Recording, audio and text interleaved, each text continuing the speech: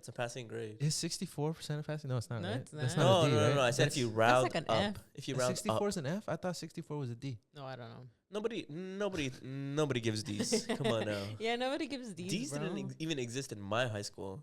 So Yeah, that's why when people say that, to me that's an F, because I don't think we never got D's in high school. Pause. Oh my Pause, god, guys. Jeez. y'all are nasty, bro.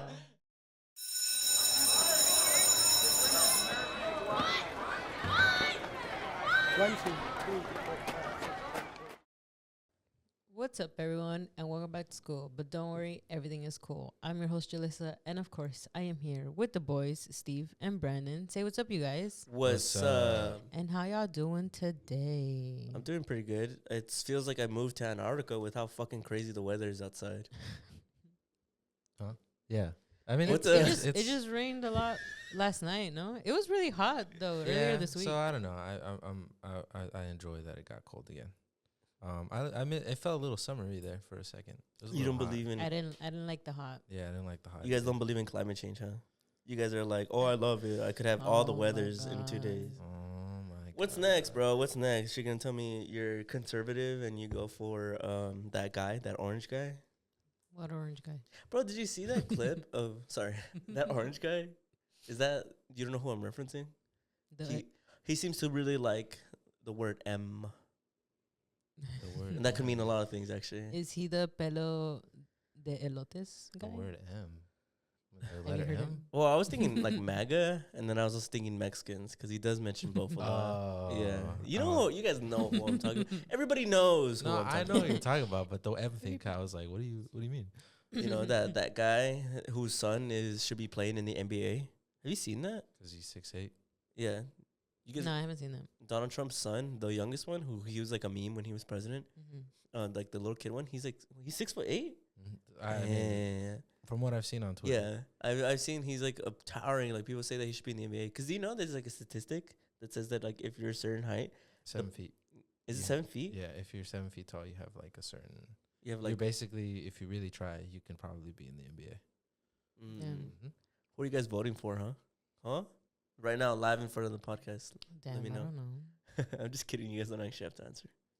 It's a very private thing. Do you guys not remember taking history class? Where it's like, I remember my history teacher saying that it's like bad manners or impolite to ask somebody like who they voted for. That it's like an American right. Which history to teacher be was private. this? Give me their initial. N. Like, first NG. name? NG. Oh, that dude. What? That's crazy. He I thought he was- was cool. He was cool, but he tripped a lot. I feel like I don't know. He gave me a lot of Yeah, I feel like he gave a lot of misses in terms. Do you of think takes. that's a myth? Do you think it's a miss to keep who you're voting for private? I think I don't know if that's a miss, but I feel like you should probably talk about it. I get like being on here probably, but I don't know. I On a don't know that. I platform. don't know that it's like super insulting. I don't know. I don't know. He's from a different generation. I'm from. I just know that was like the etiquette around voting. That it's your right to not discuss who Privacy. you're voting for. Sure. I know makes that sense. was a thing, but I feel like nowadays it's kind of like you're just hiding because you just want to hide like that you're probably I racist. guess, What a hot I take. guess, yeah. And then it's also like, I guess to not answer is like, why? Are you ashamed? You know, it's kind of one of those things where it's like, I don't know.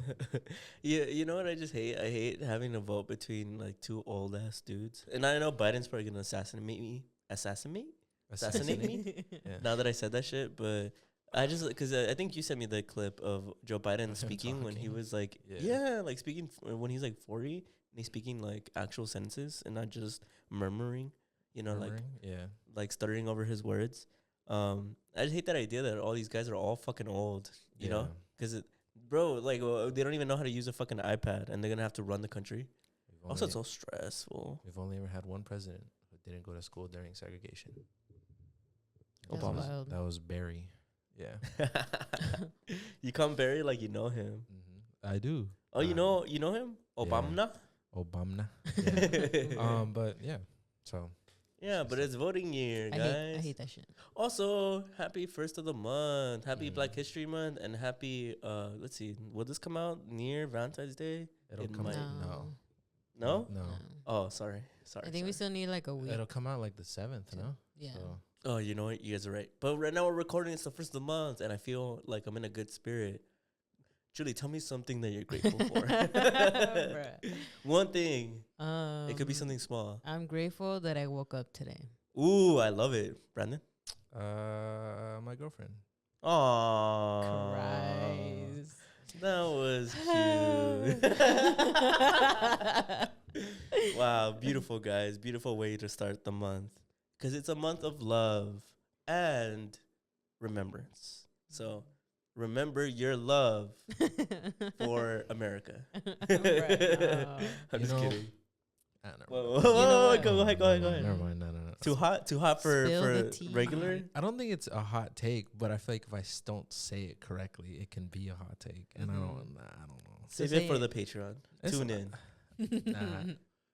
I Say it with your chest. I feel like I really wish.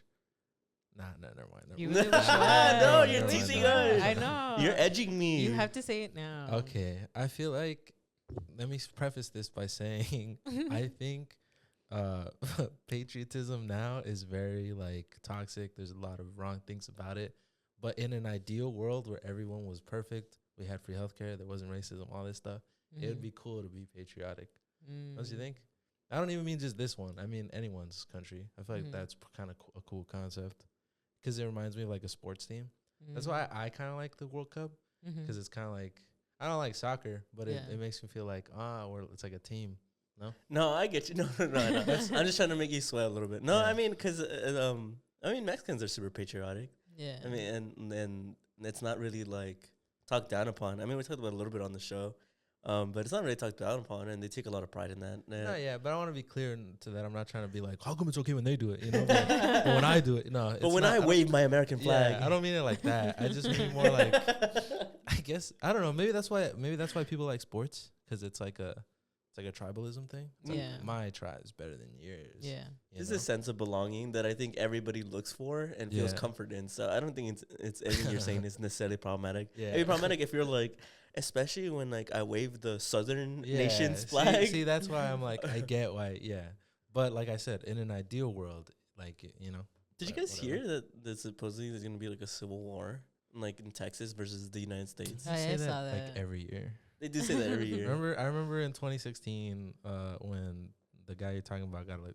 Can we not say his name? No, we can say his name. I was just being sneaky. I thought maybe we got flagged or something. When Trump got elected, everybody was like, "Oh my God, California's gonna secede, and there's gonna be a big civil war." And I don't know. Do you remember when that happened? Yeah, I do remember. It didn't happen. I don't know. Isn't it like really impossible for a state to secede now these days? I don't know. I just know that based off that, the Texas Civil War, if you guys haven't heard, I saw a whole video on TikTok basically disproving it and being like, it's fucking stupid. And then the comments were filled with people from Texas, and they're being like, yeah, like, there's literally nothing going on. Like, well, but like even in like a fantasy world, like, who's going to win? The state of Texas or the most powerful military on the planet? I don't know. You don't think? I guess maybe if you root for the underdog, I don't know. Yeah, those powerful Texans, bro. You remember how you were just talking about national pride? What? No, I was like, have you guys seen the thing about Texas? How there's more Latinos now? In Texas? Latinos now outnumber non-Latino white people. In Texas? That's ironic. Yeah, specifically in Texas, yeah. Oh. We're taking it back. We're taking back You our guys haven't states. seen that? No, I have not. We're taking back the states that were stolen, bro. Was Texas part of Mexico? Yeah, right? Yeah, I think so. I think it was Texas, like basically Texas, New Mexico, Arizona, and California. Yeah. Yeah. And luckily that map behind you is helping me out. Because I think it was those 4 states that we need a that were globe. taken. I We know, do need a globe. Desperately. If anybody wants to has the donate a globe. kindest heart. Aren't globes like $5? No, they're not. They're like $200. Really? Yeah. They don't have them. You really think I haven't looked at them? They don't have them at like the dollar store? The small ones that are know. like less than $100 are literally the size of my fist. Like literally you want, like, a miniature. globe. I want a globe, bro. I want to look at the world and wonder. Maybe someone we're will donate. we're gonna spin it, and then wherever our finger lands on, that's where we're going. Do you think if we ever make? Do you think That's like in North Do you Korea. think if we ever make like merch and stuff, we could sell like our own Todo Chilo brand globes? And it's like pink and It's just like blue. And Maybe it can have instead of current. Nah, never mind. oh, I get you. It has like Instead the of current- native yeah, like it's- maps of all the tribes. Yeah, maybe. I don't And then we know. have Aztlán in there. What's that? You guys, you don't know what Aztlán is? No. Am I pronouncing it right? I hope I am. Aztlán is like the mythological land where all Chicanos are from. It's mythological. But give me the origin. The lore is that it was like this myth that in a few hundred years, everybody who was a descendant of the indigenous people who whose memory got erased of their origins and their ancestry would somehow reawaken one day, and that they would take back the land that was stolen from the colonizers, and they would reclaim Aztlán. So Aztlán is like it's multiple things. It's like the mythological land of where Chicanos and Mexican Americans are from, and it's also the ancestral right for us to claim the United States. Yeah, you never heard of that? No. It's like Chicano history. Please educate. Your girl's me. gonna be mad. Please Your girl's educate gonna be me. mad. I'm sorry. Aztlán from Nahua language. Maybe that's why I know about it. The ancestral home of the Aztec people. Then look, it says there's literally a map. Oh, it's literally what we're talking about. Texas to California. They made the United States of Aztlán, and it's like I thought it was Aztlán, but I don't know. I don't know. How Isn't that the lion from Narnia? us. Aslan? Aztlán, because it's Aztlan. Aztlán. Aztlán. Oh, it's just you don't pronounce the T. You know I don't what? know. I generally don't know. I just know that sounds better, so I'm going with that. Aztlán. Aslan. Aslan. You can't hit into Google and have it pronounce it? You know what? Maybe. You're right. I learned Aztlán. about it because I've always seen people kind of like advocating for it. I Yeah. remember a while, but I didn't know like the history that much about it. And then I learned about it a little more when we went to Chicano Park in San Diego, and they have like some stuff written there. And that's where I kind of learned a little bit more about like what it is about. Do you want me to read you but, the official? Yeah. Whoa. It says the place of Huron, like the boy in the Huron. Mm. Whether it was a real place or not is open to question. The Aztlán, the mythical homeland of the Aztec Mexica. You see? Can I see how it's spelled? You see it's spelled like that. Aztaln. Well, because when I learned about it, I thought it was like the land that we like live on, like LA. That's Aztlán. Like I thought we were on it. Like we're on it. That's Yeah, what let I me see. always thought about it. But I didn't know it was like a mythical thing. I thought it was like an actual thing that we're on their land. Like this is their land. I'm telling you, I think it's Forgive dual. me if this is a wrong interpretation, but it's Okay. kind of like the promised land type thing. Like Yeah. This is, oh, okay. I know it was big, especially between like the 1960s to 1990s. You should ask your dad if he knows about it. It's like what a lot of Chicanos would tell each other about how to remember their ancestry. They're like, one day everybody's gonna reawaken and us. What do you mean reawaken? Like the Literally people who just like passed? almost Or- like or- mythical. or like even anyone who has ancestry, it'll like snap. Look, I'll read you at Chicano Park. This is straight from Chicano Park that had a mural of Aztlán. Let me see, where is it? No, oh, there it is. There's the prophecy of the condor and the eagle. Wait, I'm so sorry. That's not. I'm it. so sorry. That's not it. That's not it. Oh yeah, no, yeah. The indigenous people of Aztlán, the continent of America, would reawake and arise in unity to create a new world for humanity. So that's basically what it is. Interesting. That's what the myth is. Ooh. Yeah, so it's literally that like And all this is like an Aztec legend. yeah, it's like an Aztec Nahua legend. Well, they said Mexica too. So it's anybody who's an ancestor, Of no, those people. who has an ancestor and has ancestry in like the indigenous people of Mexico would one day just reawaken and take back the land. Interesting. It's empowering in the sense of like, especially in the 1960s, 1980s, like, go back to your land, and you being like, this is my land. In fact, Mhm. this is the mythical land. Yeah. I promise. Yeah, exactly. They Yeah. even have like a picture of it. I don't know if I'll put it, but yeah, isn't that crazy? Interesting. I don't. How did we Yeah. get sidetracked like this? But it's open to interpretation, right? Some people argue it was like. Yeah, I'm not. But I'm not saying Yeah. like I mean like in terms of open into interpretation, like they don't know if it was historically recognized by the tribes. Is that what right they're now, saying? based off the research that I just lightly did, it says that it's debatable whether or not it's actually like a real land. But I mean, a lot of sources that I was reading on keep saying the mythological land. So I guess it's like a myth. It's Yeah. Yeah. I learned about it that it was actually like real and we're on it. Yeah. Like, that it's in like here in LA, kind of like California, like Yeah. what Mexico kind of used to be. Yeah. But specifically, it's in LA. I guess I'm more asking like I'm not trying to say like, oh, it's not real. I just mean more like was this something the ancient people recognize? Like, is that what they called the land? Yeah. So what it was is I remember this. This was also at Chicano Park where they had like this long little paragraph about it. It talked about because at the time they didn't map out like the world, so they knew that wherever the land they were on, like the Maya people or the Mexica, whatever land they were like our ancestors came from up north. So up north must be Aztlán, right? And up north, and now that we know with historical context, is America. Yeah. Right? So that's what they, at least in the ancient time, that's what they called Aztlán. But it's debatable whether or not they were actually talking about America or some mythological land that like isn't found on a map. That's interesting. Yeah. So they believe that they came from up north. Yeah, they believe they came. Because Yeah. if I can jump in here, Go ahead.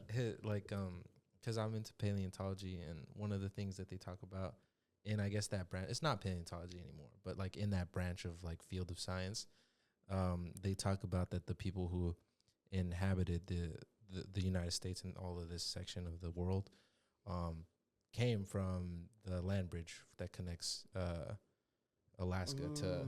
So to say that they came from up north is technically true. I mean, like, you know, and I think a fact that I learned was, I don't know, hopefully this is not like a eugenics fact, but like, is that like Native Americans and Eastern Asian people have a lot of genetic similarities, and one of them is processing alcohol.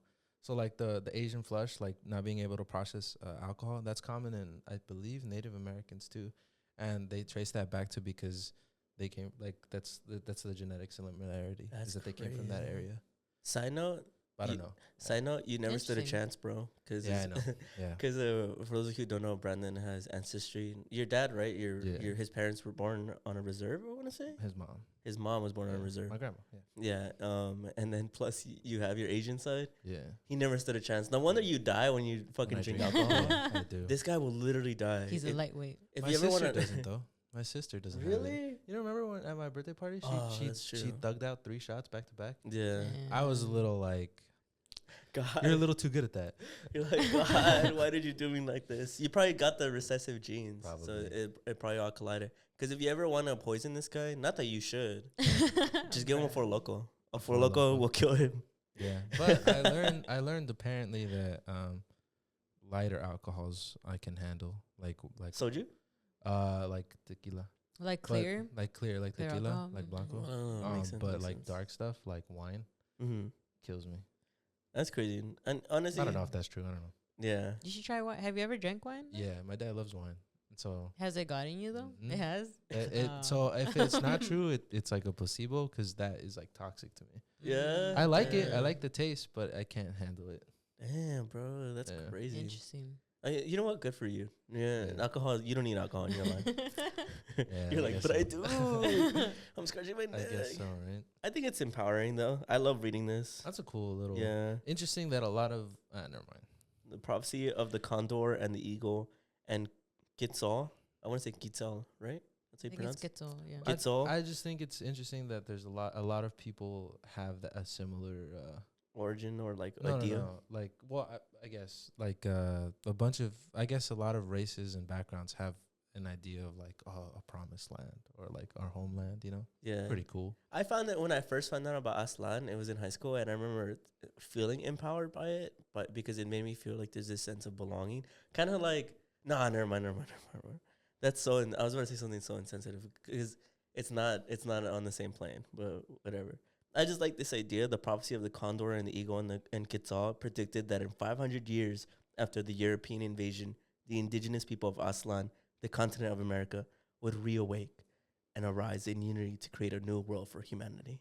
You know, another question that I'm sure that there's an answer to it, but I just haven't been able to like find the answer that I want outside of like very few like here and there things is if the indigenous people of the Americas, like where we're at, kind of, or at least up north, you know, where you think of like Cherokee, that indigenous branch, if they ever cross paths with like the Aztecs and the Mayas. I just wonder, because they're very smart people, so I'm sure they knew of each other's existence.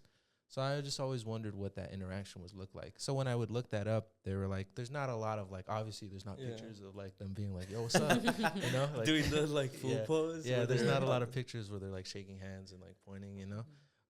But they do find artifacts. So like an artifact or like something that maybe the indigenous people up north had, they'll find it in where the Aztecs resided, or something that the indigenous people up here had. They found like Aztec artifacts there, but that's the only kind of inkling of that maybe they cross paths.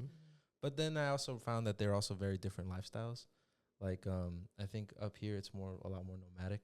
Yeah, around a lot, but the Aztecs obviously built a city like an empire. You know? Well, because it was geography too. Most of Mexico is like a jungle, which makes it just physically different than the continent of the United States. But it's insane, bro. I had to learn something too, that some people theorize that they knew of each other's existence, but they respected like their boundaries. Yeah, their boundaries, that they're over there in that territory and we're in our own territory, and there's no reason we should like cross paths. Well, because like California goes like really high up, so I'm like, I mean, I'm sure historians and archaeologists know far more than I do, but there's no way they didn't cross paths at all, you know. But I just find that interesting. Yeah, that's I think crazy. so too. I was just thinking about what is it, those images that kind of show what it would look like, I think it's the maps of what their kind of territory. Oh, the like. tribes and stuff. Yeah, where it's all like in water. It's like all surrounded by water. I think it's like, isn't it like the Aztec Empire or something like that? Like the pictures that came out. Yeah. Of how it would look like. Oh, like what it would look like, what it would have looked like back in the day. Oh yeah. I think it's what Mexico City would have looked like, but Mexico City is also famously, what's the ancient city too? You know what I'm talking about? The Tenochtitlan? Yeah, I think so, right? Yeah. I think, is that the one you're talking about?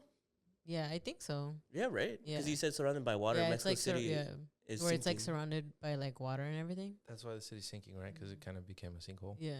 Yeah. I just think, I don't know why, I always look at those pictures and I always think it looks cool how it's just all like water around it. Like it's like it's your like it's your ancestors, bro. I was just like, it just looks cool because it's like it's surrounded by water and like all the nature, and I'm just like, I wonder how They did it something? was to like live like that, you know. For I always sure. think it's cool. I don't know, I think there's also something cool of the fact that they were like surrounded by water and everything. Yeah, on my For You page recently, I saw this thing. I'm sorry we're getting so sidetracked on the cold open, but on my For You page, I saw one of the oldest like ancient tanks we've ever found, and it was this guy complaining about the copper grade that he had received on a wrong delivery. Have you seen it? You say that again? A copper? So it's like a tablet, and it's writing all over it. It's one of the oldest texts we have of people writing on something, and the entire thing is, I forgot where he's from, but it's this guy complaining about a delivery order mishandled, where they delivered the wrong type of copper grade. Oh, yeah. Have you heard about it? Yeah. I Yeah. haven't seen it. No, well, it's just his. It's an ancient time where Yeah. he's leaving a bad review, right? Yeah, he's literally leaving a bad review. Yeah. That's what it's basically about. I'm Yeah. done. He's leaving, and I remember people in the comments were like, "Damn, people have been yapping for centuries," because he went off. He has like this whole page Where he's leaving a bad review. Well, yeah, that stuff's interesting because it's like the more things change, the more they stay the same. Yeah. Because Yeah. they'll do like, I've seen those where they'll show graffiti in ancient times. So it'll be like, I don't know, this wall in Rome, and people will write like, "Oh, fucking Thanasis was here," Yeah. you know, or they'll draw like a dick or something, Yeah. and it's like, it's humorous, but it shows. Yeah. Our humanity ranges. The one that makes me mad though is the one about the headdress. I think that's in Europe. I was literally gonna bring that up. I was gonna ask how That's you the guys that's the felt one about that. that's the one that It's makes me mad. Like, It's Moctezuma's headdress, right? Mhm. And what's the? They said that they wouldn't give it back because it's too fragile. Well, who's the country that has it? Austria, right? Is it Austria? I think it's Austria I because think so. they say Mexico says it's their right to have it back, and they say they would give it back, but it just wouldn't survive Yeah, transport. Do you believe that? transport. No, because if I had that in my room, I wouldn't want to give it up either. Like, bro, come on, it's gonna break. They should give it back. I just obviously. don't like the Yeah. fact that if I want to see something like that ancient of like my ancestry, like I have to go all the way over there. Yeah, right. How fucked up is that? Like, I would think that I would go to Mexico or like something. Yeah. I don't know. Like, that they're kind of like earning, I guess, in a way to like go see it rather than the actual land where it's from. Yeah. At least that's the way I see it. It's like another thing that colonialism has. Well, has that's like a big issue. stolen right? from a us. lot of museums, like I A mean, lot of art is stolen. Well, they talk about that. They mentioned that briefly in Black Panther, right? Mhm. Where like a lot of museums and exhibits, it's like controversial because it's like, well, do you have a right to have this? Because this belongs to like that. Like, Yeah, it's like, you know. it's why do you want to steal this? Well, it's because it's been stolen to begin with. Mhm. Yeah, interesting stuff. Yeah, interesting stuff. But moving on to the meat, the carne asada of the show. Yeah. Is that too on the nose? Again, I don't know. I kind of didn't like that. The meat of the show. The meat of the show. I guess, if you want to call it that. Recently, I was talking to one of my friends who isn't Mexican, and they were making fun of me, and they were like, "What, too many tacos from King Taco?" And they didn't mean it like in a racist way, but I was like, "Bro, that's problematic. You can't say that." Yeah. And they were like, they're like, I didn't say it like to like they were started stumbling. Like I didn't mean it like that way. You know? It was like that. Who's the chick who says that on The View? It's a big sound now. It's Oh, like, when she's like, or she's like, if you deport all the Mexicans, who's gonna clean all your toilets? Oh, Donald Trump. that's not in the sense, you know. Like, Yeah. in the sense, no, I don't. Like it's like Mexicans have more jobs than cleaning toilets. Have you seen her talk about that? She says that it's the most embarrassing and humiliating thing I would be Yeah. embarrassed as fuck Yeah. too. And it started trending again. Yeah. Like it's like And a it's a sound now. people do, yeah. Oh, But they people do? do Yeah. their similar ones. In the sense, I love those. Those are so funny. Yeah, I In the saw one sense that's like that's if you kick out every LGBT member out of this country, who's gonna be making your chai lattes? Have you seen that Yeah. one? And it's like, oh, that's not. in the sense that In the sense that. Well, it's a full circle. We talked about Trump, and then we ended it on that. Well, there you go, Julie. What did you bring for this week? So today I brought about long distance relationships. So I was gonna ask you guys. So if there was ever a time, say you're in your relationships, right? And then you guys are a year in or something, and one of y'all gets an opportunity to leave like the state for like this job that you've been like wanting. Would you guys stay in a long distance relationship? Would you guys try to make it work? Well, I've actually had this conversation with my girlfriend, and it was funny because in the beginning of the relationship, so the answer has changed. In the beginning of the relationship, I had said that I felt like it would be too difficult to do, but this is when we were just dating. And now that we've been officially a couple, like boyfriend and girlfriend for a while, we brought up the conversation again, and she was like, "What has your opinion changed?" And I was like, "It has," because I feel like now I'm like locked in, like I'm in love. So I feel like I'll try it, and then it's not gonna be easy, and I'm gonna wish that I didn't have to do this. Yeah. But at this point, I feel like I'm already so invested. I feel like I wouldn't let that get in the way. But I can't lie and say it wouldn't be hard. Brandon? He's like, nah, I ain't dump her. He's like, it's hard Never, to think about. Never. I don't know. I feel like I like my just personal decision. I don't think I would ever do that in the sense. I don't mean like I wouldn't. I mean more like if a job was like presented to me that's like in New York. I don't know. That's not even knock on wood because man plans and God laughs type thing. But I don't ever think I'd ever be in a situation where that would be like an opportunity because I'm not that kind of guy. I don't like cities. I don't like. So I just don't ever see that being like for me. From her aspect, I feel like I would try to make it work, but I think I would try to make it work and like I don't think I could do like, oh, I don't see you for like a year. That nah, I don't know about that. Yeah. I'd be like, well, what is it like? Do I gotta go over there for like a month and then you come over here for like something like that? But I don't know about how people do that. Like, I don't see you for months at a time, and then I see you for like a weekend. Yeah. I don't know if I'm built for that. That's real. So I respect the honesty because I think that's true. I think, like I said, it wouldn't be easy. And I think you want to be delusional and romanticize the long distance of like, oh yeah, but like we'll see each other for a day and then I won't see you for 6 months. Yeah. You know, I think it's a lot more difficult. And maybe it's become more romanticized, especially now that we're living in a technological age where it seems as though like just a message, iMessage, virtual reality is next. Like Yeah. we can e-date as they call Yeah. it. But I think it's a lot harder, and I respect the honesty in Yeah. that. Yeah. Well, because I only bring it up because I feel like, I guess the older that I'm getting, and I guess being in like the looking for a job kind of thing, it's kind of like at this point, it's kind of looking for any opportunity to kind of just, create Branch your out. life, Mhm. buy a house, whatever. And I feel like it's a thing that could, now that I feel that the older you get, it could possibly happen, because anything can happen. Like Yeah. like how you said, like we can have plans, and we could be sent to a different state or a different country or whatever that is, right? Um, and so I was just thinking about it, because I feel like I've kind of done the distance before, and I didn't really like it. And to think about like my current relationship again, like I agree that it would be so hard for me, especially since I've done it before, where I'd be like, I've known the thoughts and the feelings that I've kind of went through being in a long distance relationship, where I'd be like, I do not want to go through those emotions again. Um, but I did read some stats, so I brought some stats about long distance relationships. So 10% of couples start as long distance relationships. 14 million couples in the U.S. are in long distance relationships. Damn. 75% of college students claim to have been in a long distance relationship. Uh, Around like 33% of long distance relationships are just college relationships. 27% of couples never lived near their partner initially. So, and then 50% of couples in long distance relationships met online. 60% of couples in long distance relationships are successful. 15%? 60. 60.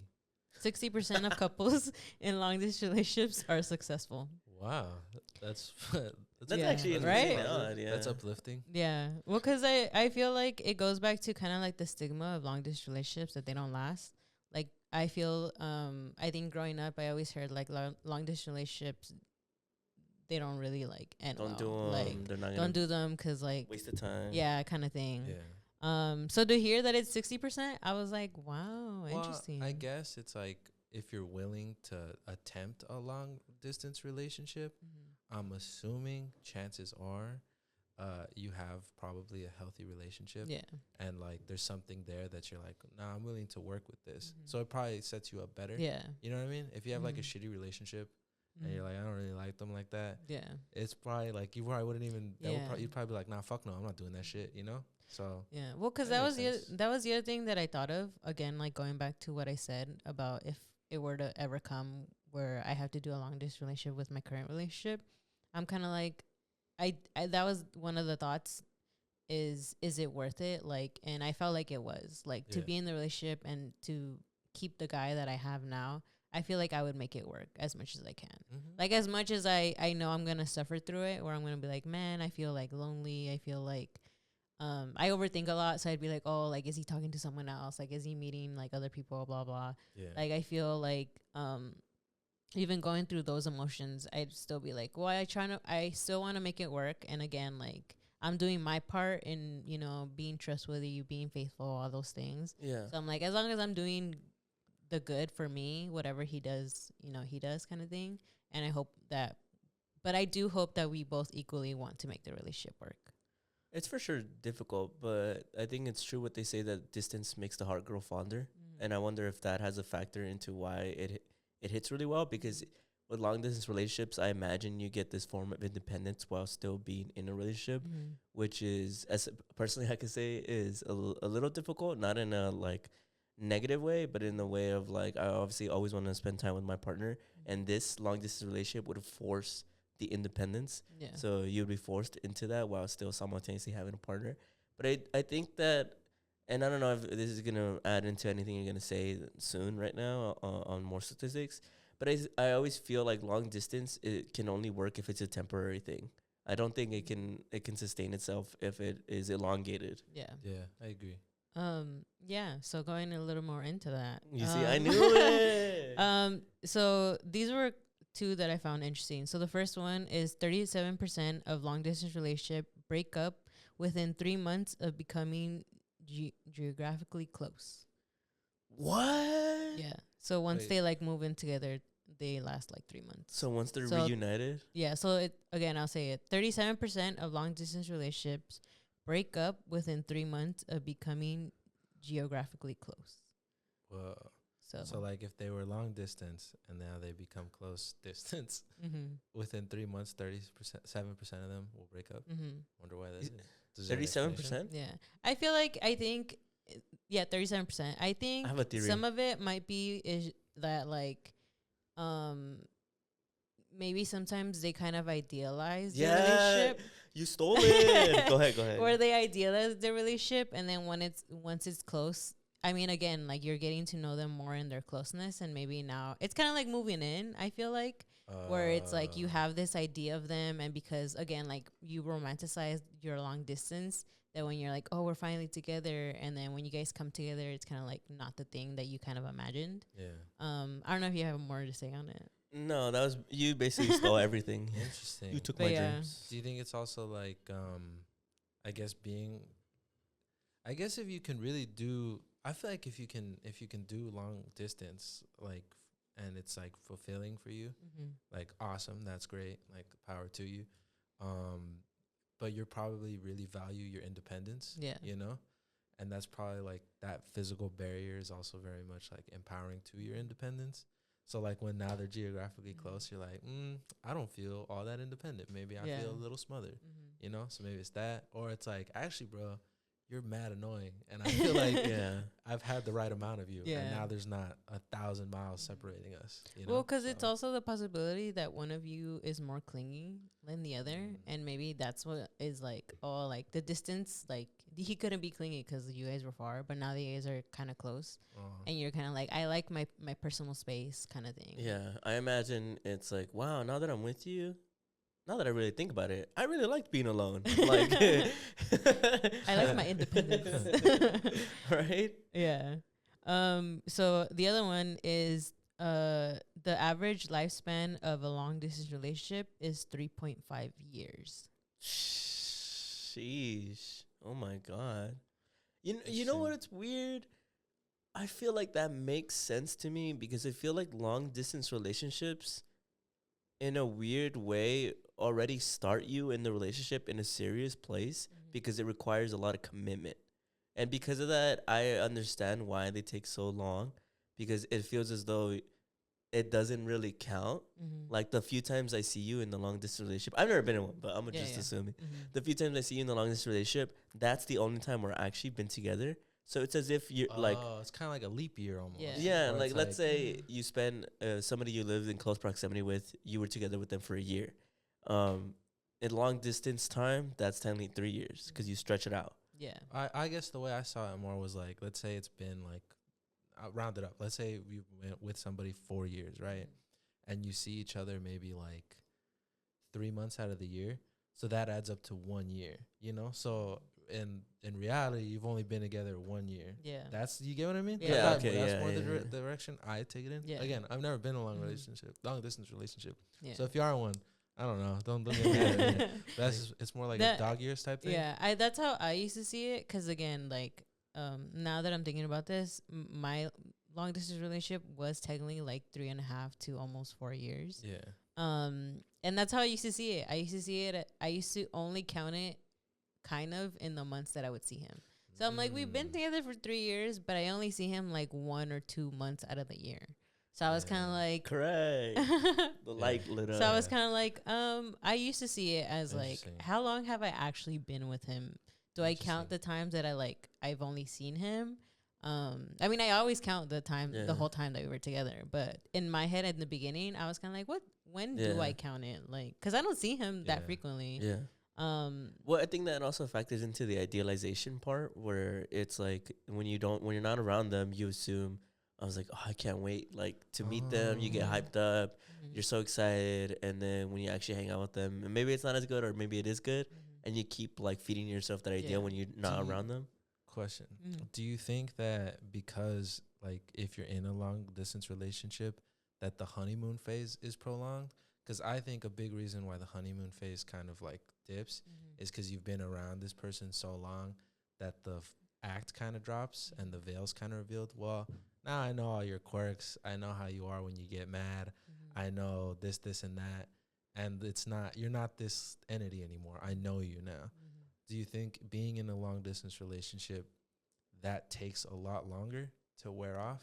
So maybe when people move in, it's like all at once, like, oh shit, like I didn't know you like got mad like this. Because fucking argue, like to argue with somebody, like let's say you're in a long distance relationship. Imagine getting into an argument with somebody who lives across the country.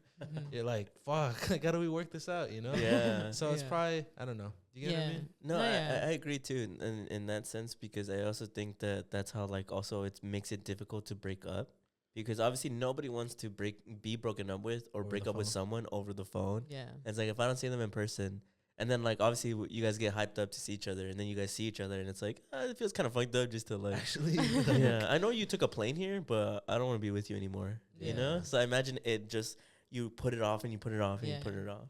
I feel like, I think in a long distance relationship, for sure, I think the honeymoon phase does get like prolonged a lot more. Yeah. But I think it comes from the fact of like, at least for me, I would say it was always like, oh, I missed him so much that I was like, I want to enjoy these moments, and I want all these moments that I see him to be good. Especially. So it was always like that. And Yeah. it was always like, there wasn't that many fights. I mean, there was some arguments here and there, but it wasn't like, our moments weren't to like argue. They were all mostly to like create memories together, because we hardly see each other. So I think the honeymoon phase for sure would probably get like prolonged a lot more. That's funny. The other thought that I had about like the average like lifespan about it is that I feel like at a certain point, I think you're kind of like, because I feel like sometimes the goal, even in long distance relationships, is to sometimes, you know, it's to move in together, you know. Yeah. And I feel like sometimes when the plan isn't going like that, of like you're not working hard enough, or we're not working hard enough to kind of like buy a house together or something, I think that's when like the relationship also starts going down, where it's like, well, we're not really seeing a future anymore with this long distance relationship. Like we're not really working towards each other coming together. And I think that's why sometimes they don't last either. So that was the other thought that I had about it. And I guess a little bit more going into what people feel like in long distance relationships. So 50% of people in long distance relationships feel lonely. 55% of people in long distance relationships are concerned with infidelity.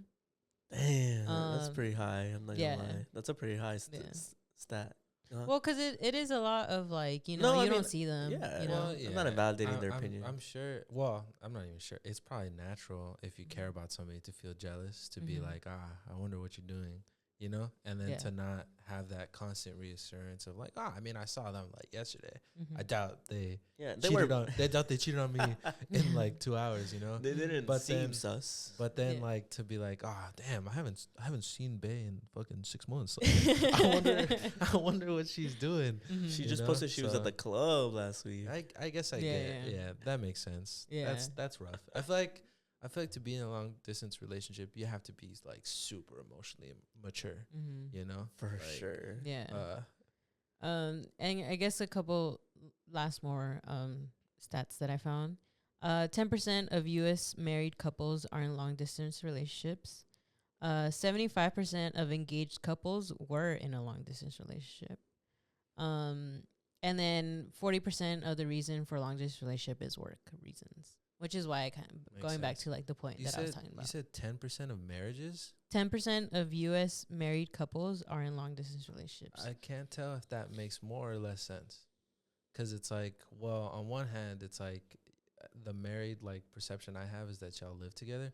But then on the other hand, I'm like, well, if you're married, you probably have that security of like, well, we're married, you know, like we're You're not locked gonna in. cheat on me. Yeah, we're locked in. So How I don't know. naive. How naive. Not in that sense. I just mean not in bagging on you. I mean in the sense of like you would think, right? But I feel like some people would probably just like give a fuck. Which one do you Yeah. think is the reason? Do you think it's more 10% is more because it's like, well, we're married, like we're good, or do you think it's more like I think it has to do with some part of it. It's only 40%, but some of it is probably work. And I think the other part of it is, I don't know. I really don't know. I don't know what the other part would be. It's only 10%. But I'm like, what would the other part be, though? do you think Do you think long distance relationships I'm are trying to gonna really think. like, I'm trying to really think. Do you think long distance relationships are gonna soon be a thing of the past with remote work? oh, Brandon, thinking with a big Hmm. brain. No, I don't think so. Or do you think they'll be a thing of the future? Yeah, I think there'll because be a of thing that? of the future Because, because of like- like VR and stuff.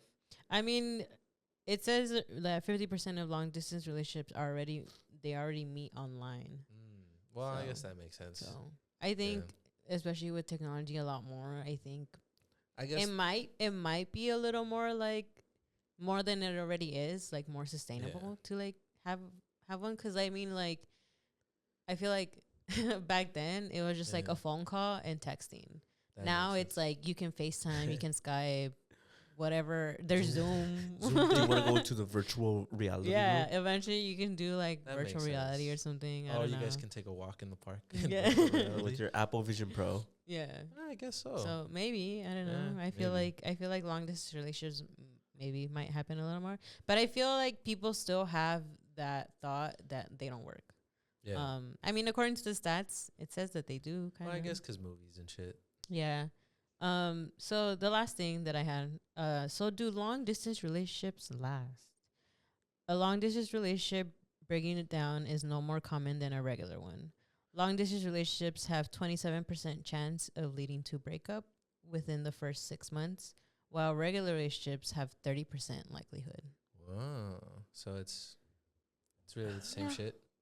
Well, I won't say too One's much. 27, one's 30%.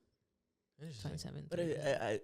oh, it's about even. I'll call it about even. I won't make a molehill out of that 3%. Be like, no, it's injustice. But again, I think what goes into it is that how Stevie said, where sometimes maybe like, I mean, you see each other and you're kind of like, no, I don't want to break up with him if I just traveled all the way here, or I don't want to break up with him 'cause like it's a call. And I think when you're in a closer proximity, it's a lot more like, yeah, like I'm gonna just do it. Yeah, I don't fuck with this person. I think it's more like if you're like the reason like in person or like close in person, like closer relationships probably break up more is 'cause it's like it's a quicker like I don't know, you see them more, so you see their flaws a lot more quickly versus the long distance relationship. But I also think the long distance relationship probably works about at the same rate because it's like, well, to be in those you're probably already super emotionally mature, you know, to tackle that. The chances are you're more emotionally mature, and it's like the heart wants what it wants. So it's like people find ways. So I guess Yeah. that makes sense to me. I agree. And then the last few, how do you keep a long distance relationship strong? So communication, being honest, trusting each other, planning, being creative with how you guys, you know, communicate or see each other. And yeah. And then the last thing is, why is it that long distance relationship don't work? Out of 40% of long distance relationship, 70% fail because of one of the partners or both of them weren't prepared for the change. I thought you were about to say they cheated. No, they just weren't prepared for the change. Did you have any statistics on that? About- Is cheating higher in long distance relationship? That's the No, thing. I didn't look that part up. She I'll look it up you right didn't now. want to though. know. I'll look it up right now, though. You didn't want to know. You wanted to live in the delulu, as they say. No, I genuinely couldn't find it. It was all just positive, bro. Oh, that's good. Cope. It was all It's- just. Come on, bro. Maybe maybe I don't not everything's bad. believe. I don't believe. Maybe you're right. Maybe everything's cool. And that's our show. And that's that's it for today, guys. That's how it ends. This is a very short episode, 58 minutes. Okay, this is what it says. 22% of people in long distance relationships admit to cheating, compared to the general statistic that 44% of unmarried men and women cheat, and 20% of married couples in the U.S. cheat. You know what? Jesus. Maybe everybody should be in a long distance You said relationship. 44% of people cheat? Yeah. That's actually pretty high. It That- says the Jesus Are you Christ. related to like long distance? What the fuck? That's almost Yeah. half. Yeah, it says 44% of unmarried men and women cheat, At least we know they're not Latinos. and 20% of married couples in the U.S. cheat. Nice callback. Yeah, at least I know it's not Wait, Mexican so man. 20% of married? Married couples in the That's U.S. actually cheat. really high. I was 20%? expecting like 10% like for unmarried and then maybe like 3% for married. I don't Maybe believe that maybe bullshit. Maybe I'm too optimistic. Yeah. No, I just mean in the sense of like they lying. They be lying. 44%? Damn, that's kind of sad. Well, anyways, half. uh, So that's you're not you're cool. very likely to get cheated on. Love Is yours. that what it means? Is If that what it means? if you take this statistic at face value, I guess you could say you have a 44%. You have an almost 50% chance of being cheated on in Yeah. any It's a relationship you it's a coin enter. flip. So it's always like 50-50 for sure. It's What close. kinda? It's close. Yeah. It's close. You technically have a So you're- few digits in your side for not so being you're cheated so on. you're for real risking it. You're risking it. You're risking it anytime you get in with somebody. That's how you gotta really make sure you know your partner, Life and- is a risk. What is life without risk? Damn. and I you don't gotta know. make sure that you love yours, as J. Cole said. I'm about to start overthinking now. You're That's like, why gotta did I be, do this? That's gotta be flawed. That's gotta. I don't know. You don't believe? You want to believe in love? Maybe they went to like they got this statistic at like a college, like at a Oh, like a very like promiscuous no, college. like a party school, like A you know, party school. That's like, you know, why. maybe They're that's promiscuous. Yeah, I don't know. Promiscuous I'll believe too. I'll girl. believe that. Sure. Yeah. Anyways, I don't know. This article came out in it's July from 9th, Oxford, 2023. Harvard peer-reviewed study. Damn. Yeah, Crazy. I know, right? They're like co-signers are like Stephen Hawking before he died. Data Fucking- collected across 7 continents. Really good study. It's like the data was started in the 60s by Albert Einstein. It's like the highest people. It's 100. It's almost 100 years. You know, of data. DeGrasse Tyson's credited as being one of the Damn. people who helped. Damn. Well, Neil deGrasse Tyson though is a little bit of a pessimist, so I don't know. I think. now, Yeah. It's y'all okay. got, now y'all got have me thinking about cheating. That's crazy. Yo, you brought this topic up. You guys are the ones who were curious about cheating. I I mean, brought out all the nah, positives. I didn't think it was gonna be that high. I thought it was gonna be like 14 at the highest or something. 44, Jesus. But I don't know. Let's turn that into a positive, guys. 44%. If you add another 4, it's 444. That's 64% loyal people, though. Yeah. And if you round that 6 and up, you round that to 10. So yeah, That's like 70%. That's a Is- passing grade.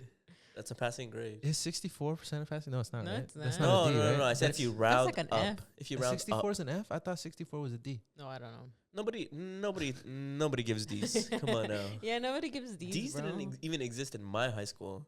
So Yeah, that's why when people say that, to me that's an F, because I don't think we never got D's in high school. Pause. Oh my Pause, god, guys. Jeez. y'all are nasty, bro. Men, I was looking at both of you guys Actually, all the time. boys, I like how boys. I like how you Brandon was doing it the whole entire time. The whole I time. know. The whole entire time he was like, but you were getting worse and worse. yeah, because I knew Brandon was like making faces about it. Well, So I because was you like- started, you were like, nah, nobody gives D's anymore, bro. I was like, You're like I feel like I know a couple people who got D's. yeah. Anyways.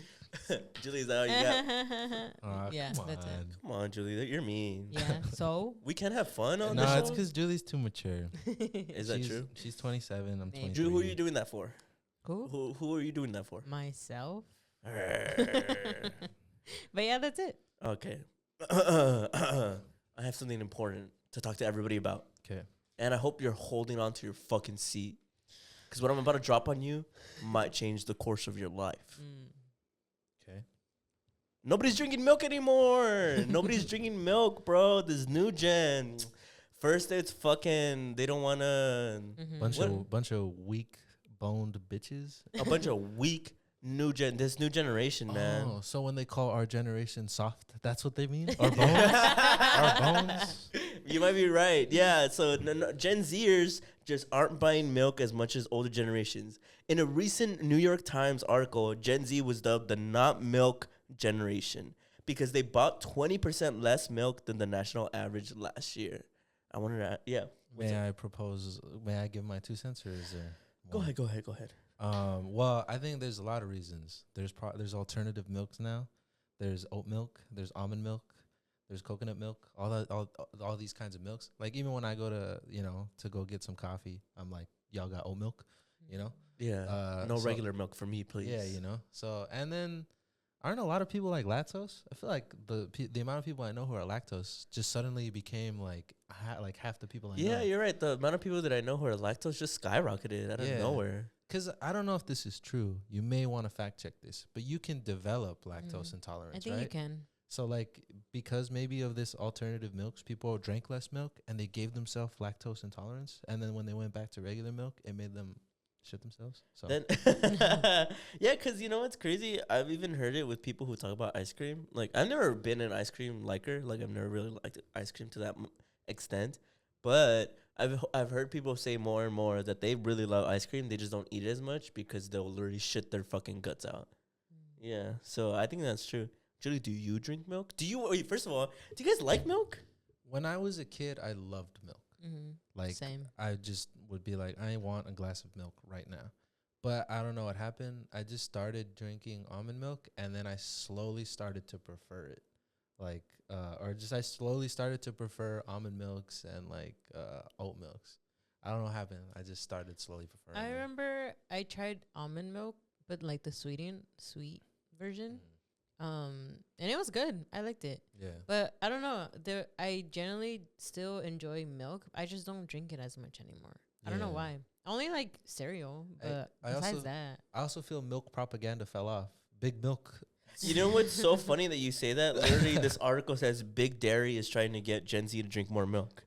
So you're right. It's Big Dairy, bro. Oh, Get my their bad. name right. Big what did you milk. say? Big milk. Big milk. Yeah. Big Well, milk. Big Dairy's been lacking with their propaganda. I remember when I was a kid, Got there milk? was all kinds of got milk commercials. Got milk. Yeah, You know? did you know that they're trying to make they're trying to actually romanticize milk again, and they're trying to come up right now. They're brainstorming in Big Dairy corporations how to like market to Gen Zers. Well, Well, well, because I was gonna say, I feel like the other thing is that they're like, oh, you milk cows or whatever.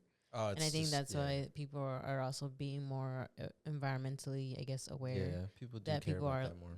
that people are like, oh, we shouldn't be like drinking milk because who knows how they're treating the animals to get the milk. Well, it And I is, think yeah. that was the other transition, at least in the beginning of it, of why people weren't drinking milk as much anymore. Yeah. I think now for sure people just have grown like to be lactose intolerant. But I feel like that goes back to the fact of like, I don't think people wanted to expose people to milk as much anymore. Is that true though? Can you genuinely develop lactose tolerance? You can develop it, yes. And as far as like, is there suddenly like a rise in lactose intolerant? There's nothing online that pops up when I look that up. Well, because I'm curious about that. Because you know how people say you can grow out of asthma. Mm-hmm. You know that's not true. It's usually you just never had asthma in the first place. Really? Yeah, like or it's usually it's one of those things that it's pretty incorrectly diagnosed. You swear? You can look it up. What about allergies? You can grow out of your allergies. I no? don't I know. Yeah. Wrong guy. don't know. Wrong Wrong guy. guy. That's crazy. But even some of the poster children for dairy milk aren't drinking the stuff the New York Times reported. Well, I don't know why, but Big Dairy, sorry. But it used to be like hand in hand with a lot of things. Because remember in the 50s, they used to have a milkman. He would deliver milk. Oh, you know, you're right. So it used to be, and then even if you're not too well versed in cinema, you can see in Captain America, he gives him a steak with milk. I know. You know, milk was a big thing back in the day. So like I'm saying, I feel like milk propaganda really fell off. I remember when I saw that scene. Actually, I really want to try it, like some steak with some potatoes and milk. Is milk actually like really, is it good for you as they say it is? Or is it like just propaganda? Like, is it like cigarettes? Is it like not as amazing as it is? Is it like cheese? Or it's like maybe every now and again it's good for you, but is it like drinking the glass every day really? You know what's funny? Right now, when I was researching this, Business Insider says that it's unhealthy that Gen Z doesn't drink as much milk. So Yeah. So our bones. so milk is healthy. Like it's good to drink milk then. That's what the Business Insider was saying, but at least I always take that with a grain of salt because at one point in time, also like publications were saying that cigarettes are good for you. Yeah, that's what I mean. That's why I'm like, is it actually like, is it one of those things that's healthy and like every now and again maybe have a glass of milk, but it's not one of those things where you need it every single day. Look, so it says, do you want me to read you more of what the article says? Yeah. The Milk Processor Education Program. Wait, I'm sorry. I got too soon. An exuberant 24-year-old marathoner. Wow, marathoner. From Brooklyn.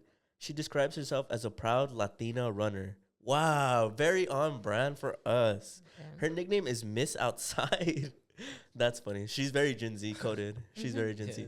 The Milk Processor Education Program signed her to its 26.2 project, an ambitious effort to provide training, gear, advice, and other support to every woman who runs a marathon in the United States this year. In March, Miss Zapata's face lit up a giant Times Square billboard. She starred in her own video. Her portrait is one of the several anchoring the Gonna Need Milk website. So I guess that's is Gonna Need Milk the new Got Milk? Gonna need milk. You see, you're gonna need milk. Well, because remember the propaganda used to be so cool? There's like that picture of Stone Cold where he has the milk on his Oh, yeah. mustache and he's like, Stone Cold drinks milk. Get it? Because he usually drinks beer. There's only one problem. Miss Zapata would rather drink oat milk. Damn. She said, fuck big dairy. As she should. That's what I'm talking about. Dairy milk is good, she explained in an interview, but I feel like realistically, it's unhealthy. She grew up hearing that dairy products weren't good for her sports-induced asthma. Then her sister became a vegan and made a strong case against them. But Miss Zapata is dedicated to getting women with different shapes and from different cultures to embrace running, so she joined #Team Milk. I feel like that's more important than whether milk is good for you, she said. Miss Zapata is part of the not milk generation. What are the not milk generation? Isn't that funny? Teenagers and young adults who grew up ordering milk alternatives at coffee shops and toting water bottles everywhere, turned off by the no-fat and low-fat milk served at school, worried about climate change, and steeped in the increasing skepticism towards the dairy industry on social media. Many of them have never embraced milk. Last year, members of Generation Z bought 20% less milk than the national average, according to consumer market research company Circana. Nobody drinks regular milk on purpose nowadays, said Masani Bailey, 30, who created a nostalgic deep dive into the celebrity-driven Got Milk campaign from the 1990s and early 2000s for her TikTok account. The dairy industry isn't banking on nostalgia to save the day. It has embarked on a full-frontal marketing assault intended to do what the Got Milk mustaches on celebrities like Taylor Swift and Dennis Rodman did for previous generations. Taylor Swift was in a Got Milk campaign? I don't know that. Well, I'm telling you, bro, the lacking of milk propaganda is a recent thing. I remember watching PBS and there was regularly like a Got Milk commercial. You know what, in this article where they said that a lot of the new generation was turned off by the disgusting milk we got in like school. Yeah. I think like that's so true. Yeah. That shit was disgusting. I never wanted to drink anything yellow or Well, it was regularly bad. Like, Yeah. just like you couldn't even drink it if you wanted to. And that's also, I think, what sparked my alternative milk thing. Because I remember in our high school, they offered soy milk. And I don't know what brand it was. To this day, I cannot find it. Yeah. But it was delicious. Was it the one that came in like the little like and you put a straw in it? It Bro, was that delicious. That shit was Yeah, did I? good. I don't it even was remember. really good. Good. And I remember I would constantly get in trouble because you had to like prove you were lactose intolerant to get it or some shit. Oh, that's But probably why I always- never got it. But I'd always steal it because I was like, that's good. Like, that's Yeah. actually good. And then after that, to this day, I have not found. That. Really? It used to be at Costco. Really? Yeah, because I remember, bruh, that shit was good. I gotta tell like, you. It got taken down for lead poisoning, but it was nothing crazy. no, yeah, that milk it was soy milk, no? Yeah, soy milk. I mean, soy milk also they also say isn't really that good for you. Yeah, but it tasted But good. that time when they would give it in high school, that shit was good. I remember. I believe you tried it. guys. I believe you guys. delicious stuff. But that's a good point. But I think it's Yeah. because it had like a lot of sugar or some shit. Makes Yeah. sense. And I think it's true that our generation is very like socially aware. So about like the abuse of like cattle and milk Mhm. factories and stuff obviously turns us off from it. Anyways, we have to reclaim milk's mojo, said Yin Woon Rani, the chief executive of the Milk Processor Education Program, a marketing and education arm of the dairy industry based in Washington, D.C. The campaign takes several forms, although the science about the health benefits and drawbacks of milk isn't settled. Some studies have shown that chocolate milk contains basic electrolytes and a precise ratio of carbohydrates to protein that can help muscles recover after workouts.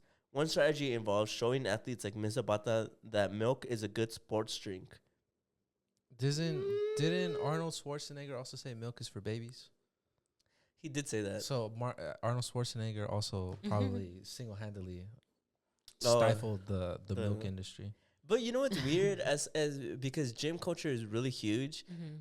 I feel like it's very normal to take your protein with some milk. And I mean, that's what I do. And maybe I'm in the minority here. If anything, I feel like I was gonna say the opposite. I was gonna say every time I hear like a fitness thing or like whatever, it's like, oh, like if you want to cut calories, swap it out for some Water. Just put it in water. Mix No, your but protein in like water. if you're like if you're making oatmeal, like swap it out for some almond milk, or like if you're making a protein shake, swap it out for some almond or oat milk. You know.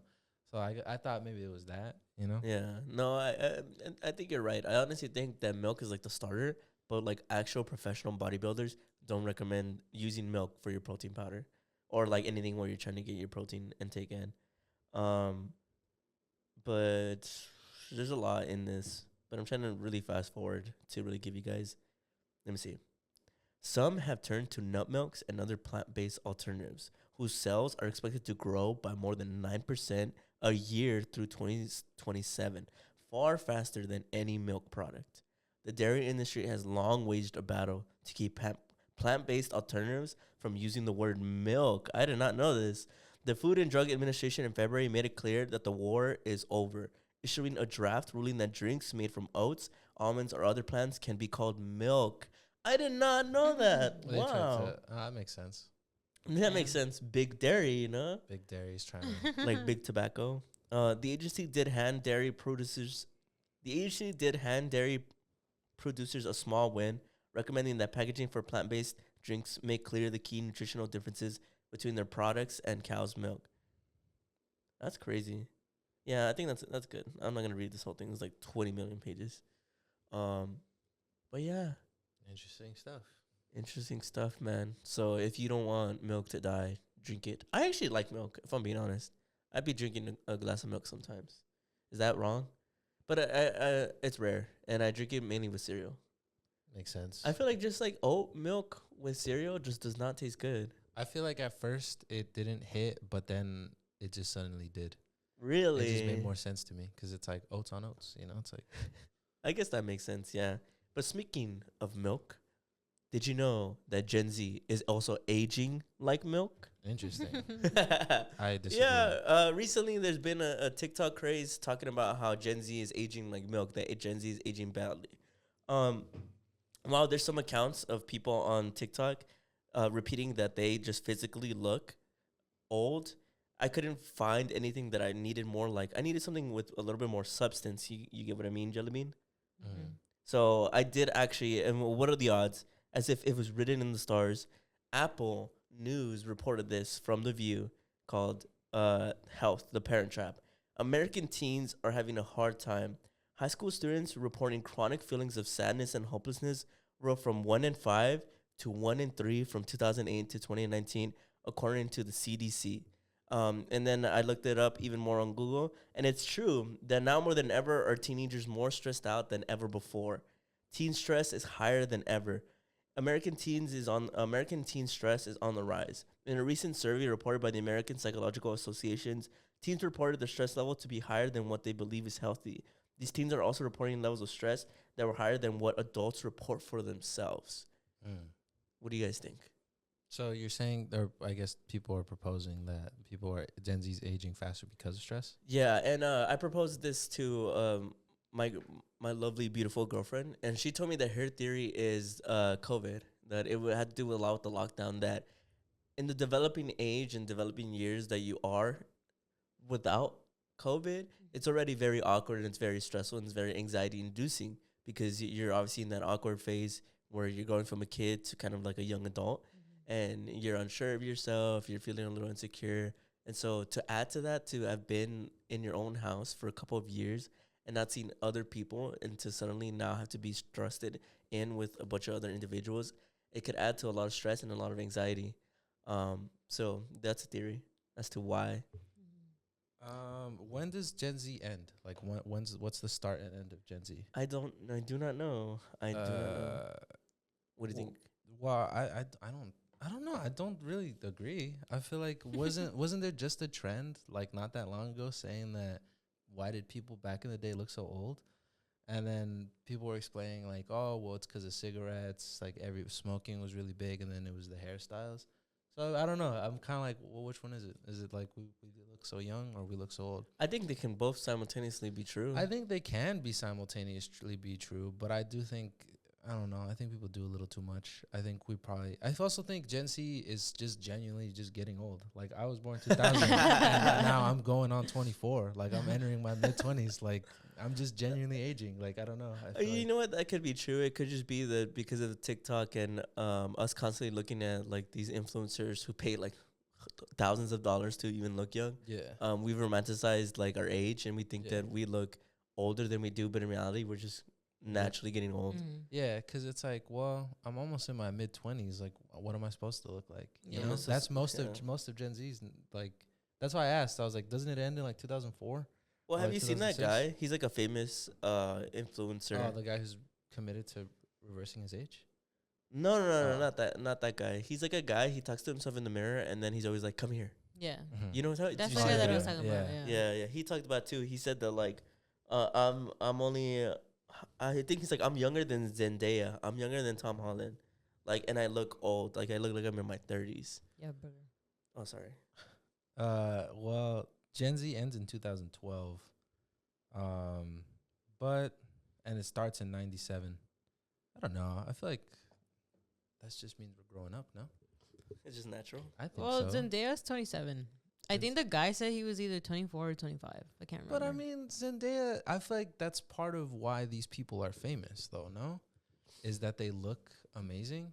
Mhm. I also Like think that- they just have the money and They have the technology, money, the resources. the technology, the resources, but like I feel like they wouldn't be famous if there wasn't like an anomaly about them. And part of the anomaly about them is that they look really good. Yeah, specifically Zendaya. But they- Zendaya's Like was she's a supermodel. But they like- also look good because they're not stressed. They got money. yeah, they got money. Yeah. no, and but I what feel- he's saying is right too, because you haven't made this point, but you're also right. Specifically, Zendaya, part of the reason why she had so many roles is because she could play a teenager. That was like a lot of roles. Euphoria, Yeah. Shake It Up, Spider-Man. And all of them she plays a teenager, even though she was older at the time. So she specifically became famous because she looks younger than her age. So I feel like it's Yeah. unfair to compare yourself to Zendaya because that's kind of like you said, her whole thing. Yeah. That's her whole Yeah. thing, that she looks young for her age. Yeah, because like, and if you look, and then that's why I'm also like, I feel like our data or like what we're comparing, people are comparing themselves to is really flawed. Like for me, the only time I ever feel like that is when I look at athletes. Like I'm like, oh shit, I'm older than that basketball player.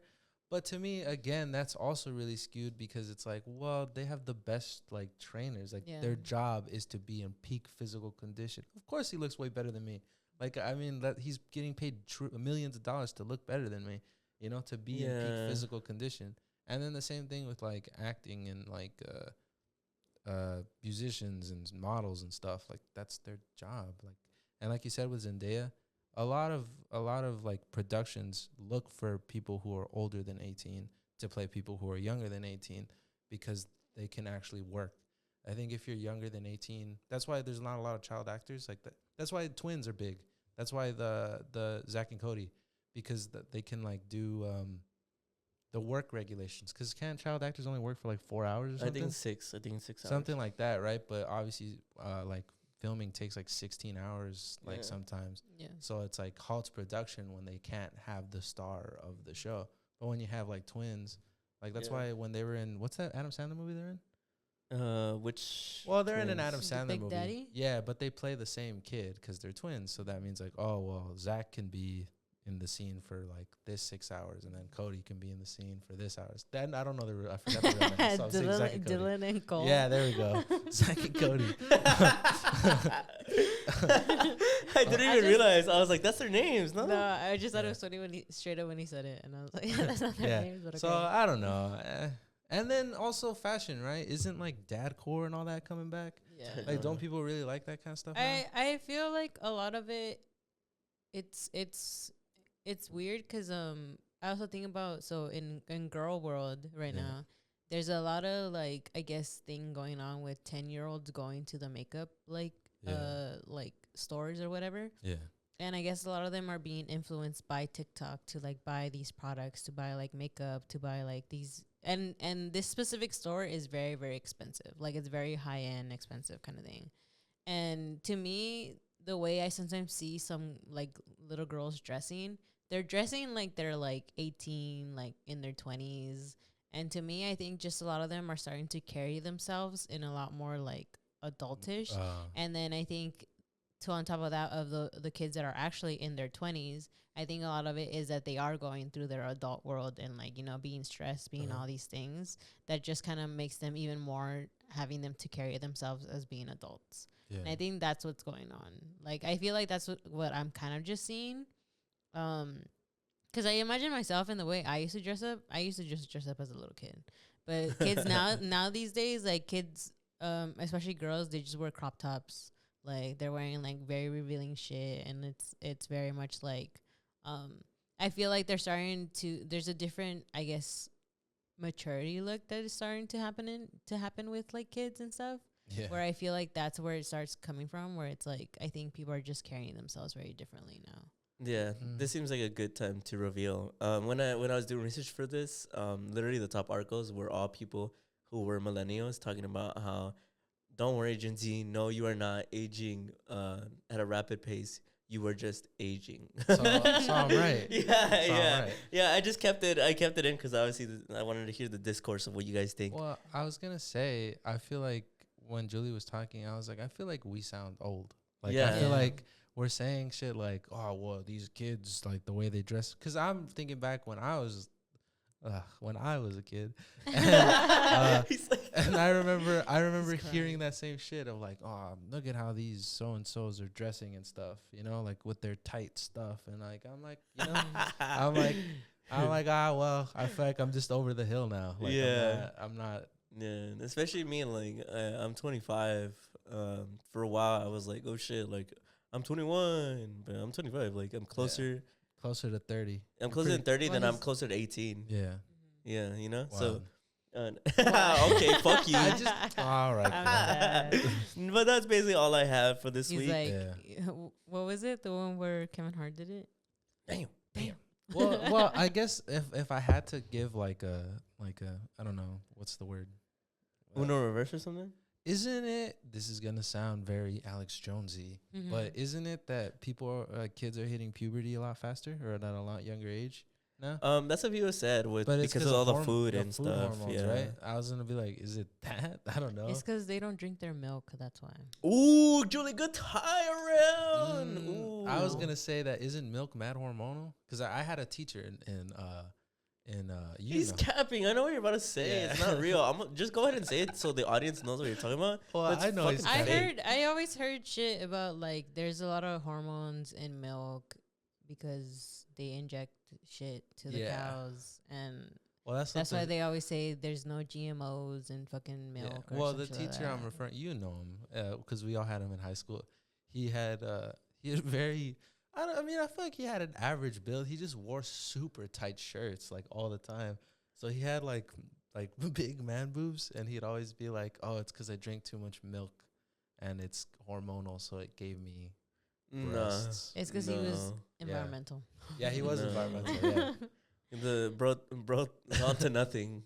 I generally was this whole time though. When you were talking about milk, I was looking up like why we drink milk. Because I remember just growing up, and they would say it was good for your bones and shit. Calcium. Yeah, calcium. So it was just saying that milk is just really good, and it's a very good protein source, and it has vitamin D, which is good for your bone health, right? And then when you were like, oh, like, what thing has more protein? Milk still has more protein than oat milk and almond milk. In carbs, though, oat milk has a lot of carbs. Ooh. Interesting. It says it has 16 grams per cup. We basically can't win, that bro. Sounds like a lot. Can't win. But I think I'll end it off with got milk? Not anymore. Do you think what's something more clever? Do you think milk will want to sponsor us? Or do you think they'll more like got milk, more like gone milk. No, I don't think milk's gonna want to sponsor us. I don't know, bro. I think you could do better than that one. Got milk, more like forgot milk. I'm dead. Okay. I ate. Okay. I know I ate. Sure. I'll accept that one. Got milk, more like forgot milk. Passing grade. That's got to be a shirt. I'm going to make that a shirt. I'm going to wear it next week. Maybe that'll be the thumbnail. Got milk? We'll put that on the refrigerator. Forgot milk. That one's pretty good, right? Pretty good. But Brandon, what did you bring for this week? I guess direction change. Um, do you guys think you have a soul? And I don't. I know that sounds. I guess there's like a leading to that. I don't mean. Soulmates? No. I don't mean. I don't mean like. I don't really care what like if you're like if like oh like I believe this. I don't mean the after. I don't mean like your religion or anything like that. And I also don't mean like oh well I believe energy is not created or destroyed that kind of thing. I just genuinely mean like the point blank. Do you guys think you have a soul?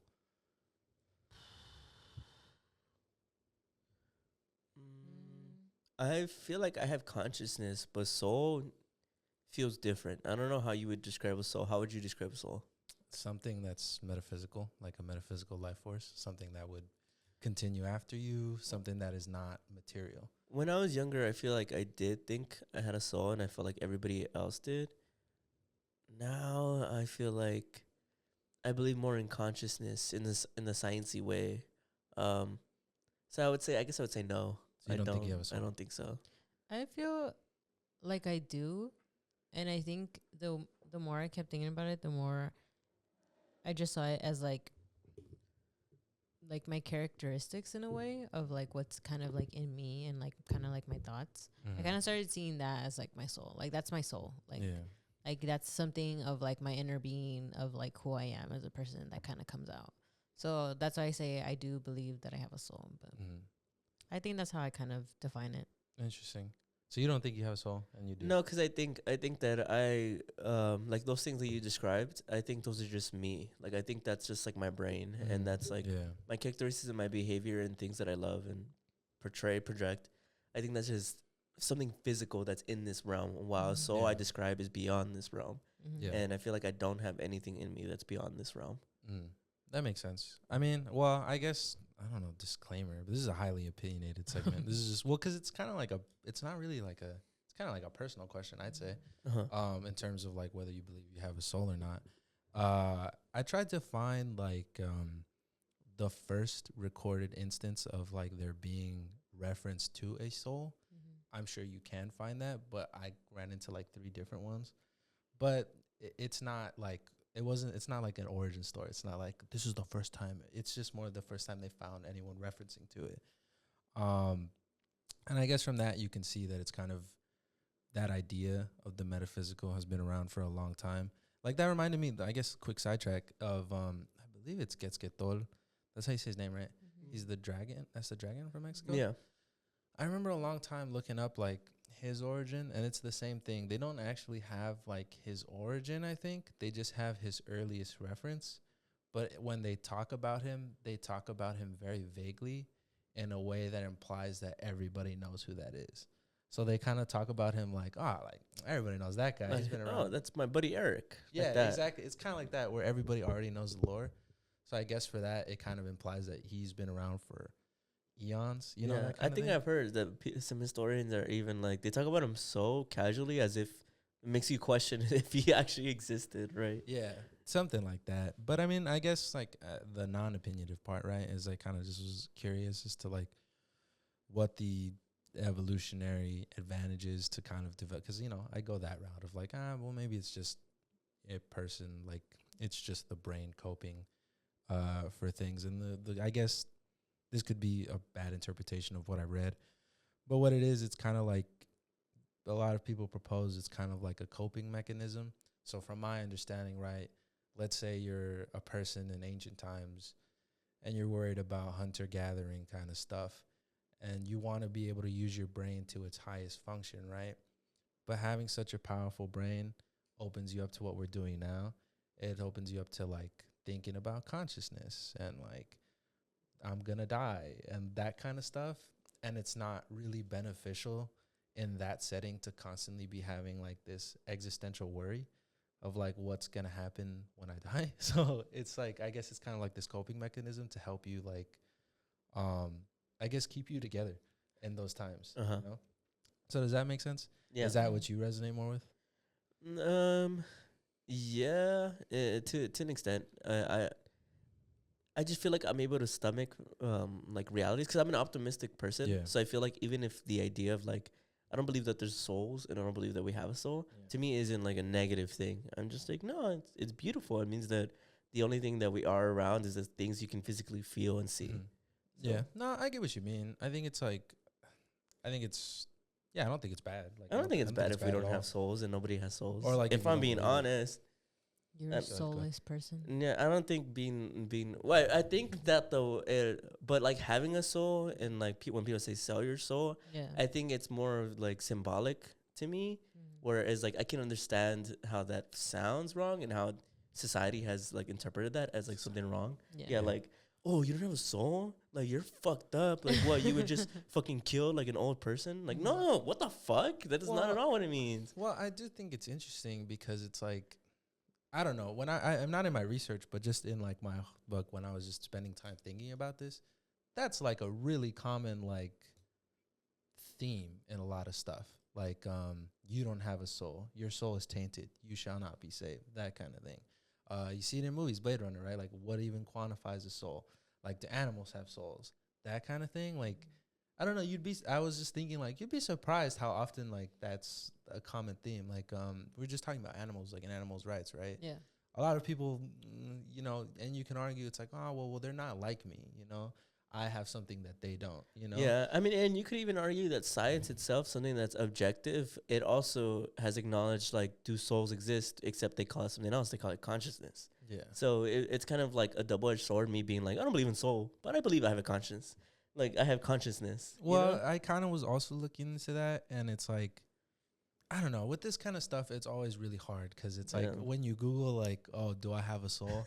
What do you think's going to come up? Like, scientific peer-reviewed research? Or is it going to be like, do you want to join the Church of Christ? Like, that's yeah, for sure. So it's always very annoying to, like, I wish you could, like, look at this stuff very objectively. But I guess for me, I was just like, though I don't really see it as consciousness. I more see it as, like, the animation. Like, the difference between me and that chair is that there's something animating me. Like, there's something turning me living, right?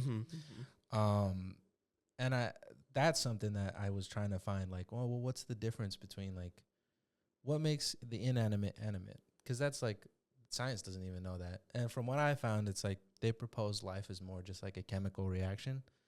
Like, it's just this elaborate chemical reaction.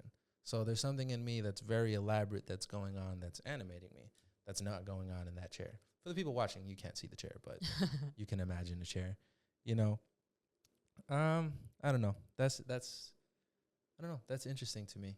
Is that so for you? It's consciousness, right? It's not. For me, it's consciousness. So, like, for example, cells, right? Cells are alive, but I don't consider cells, each individual cell, to have a soul. That's Even animals, right? I don't consider animals to have full consciousness because I feel as though some of them don't even understand. They're more functioning off survival. So that's not to say that their life is in any way less important than mine, but it's to say that I think there's a difference between humanity and animals and objects, like you said. You said more in an animation. I mean it more in the sense of understanding. Yeah, I get what you mean. Yeah. But I guess to pick your brain a little bit, do you think that's true? Do you genuinely? I mean, I'm not a criticism. I'm just picking your brain. Do you think that's true? Do you genuinely think that, like, we have a higher consciousness than, like, say, a dog or a bear or whatever?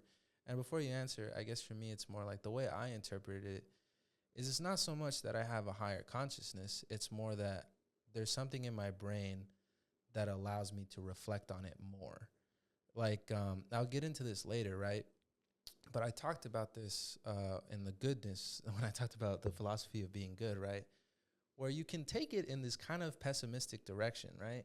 Where it's like, well, when a mother sacrifices herself for a child, that's selfless, that's good, that's, you know, that's this and that. But if you take it in this, like, different direction, it's like, well, that's more like, if in a biological standpoint, she's just trying to make sure her genes pass on, you know? And so for me, the way I see it when people talk about animals like that, it's like, do I have a higher consciousness, or do I have the ability to just reflect on what I'm doing more and therefore give it more meaning? Does that make sense? Yeah, I get what you mean. I think it's difficult. I think that I could see the argument of certain animals maybe have consciousness and they just don't have the ability to express it the same way that humans do. but I can't believe in something that doesn't have enough evidence or proof in my eyes. Yeah. I could theorize all day. Maybe ants, an anthill, an ant that I squished once had more consciousness than I could ever dream of, Yeah. and saw like the fourth, fifth, sixth dimension, and they saw time like we see land and distance. Right? They could see the past and the future at the same time. Right? That could be a theory and that could be something, but if it isn't proven to me and I can't Yeah. like feel it, then I don't believe in it. Because I really, one of the truest philosophies that I believe to my core is I think therefore I am. Yeah. Right? It's what grounds me. It's Yeah. like I see you guys, I interact with you guys, I can talk to you guys. So to me, okay, this is real.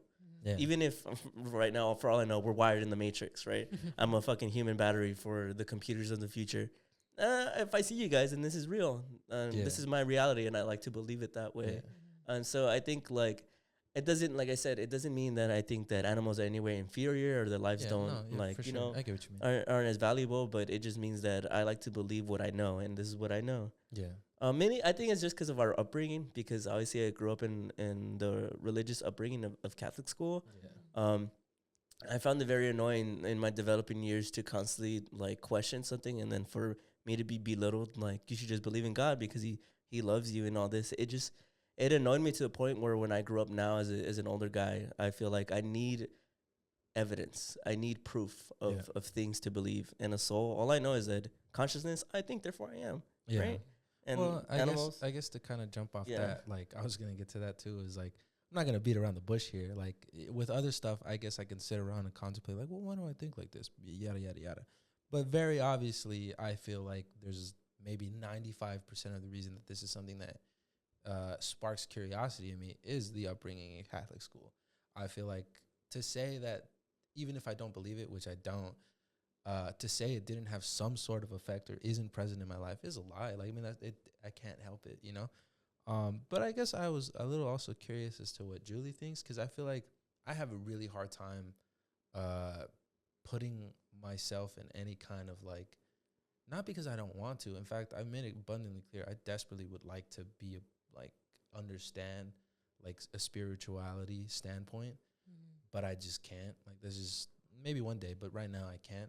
So I'm curious as to what you think, because you're far more spiritual than I am, or most people that I know. I feel like you're far more spiritual, and I think it's hard for me to find this kind of, like I said, without the suffocating atmosphere of religion. You know, it's hard to even, you know. So I'm curious as to what you think.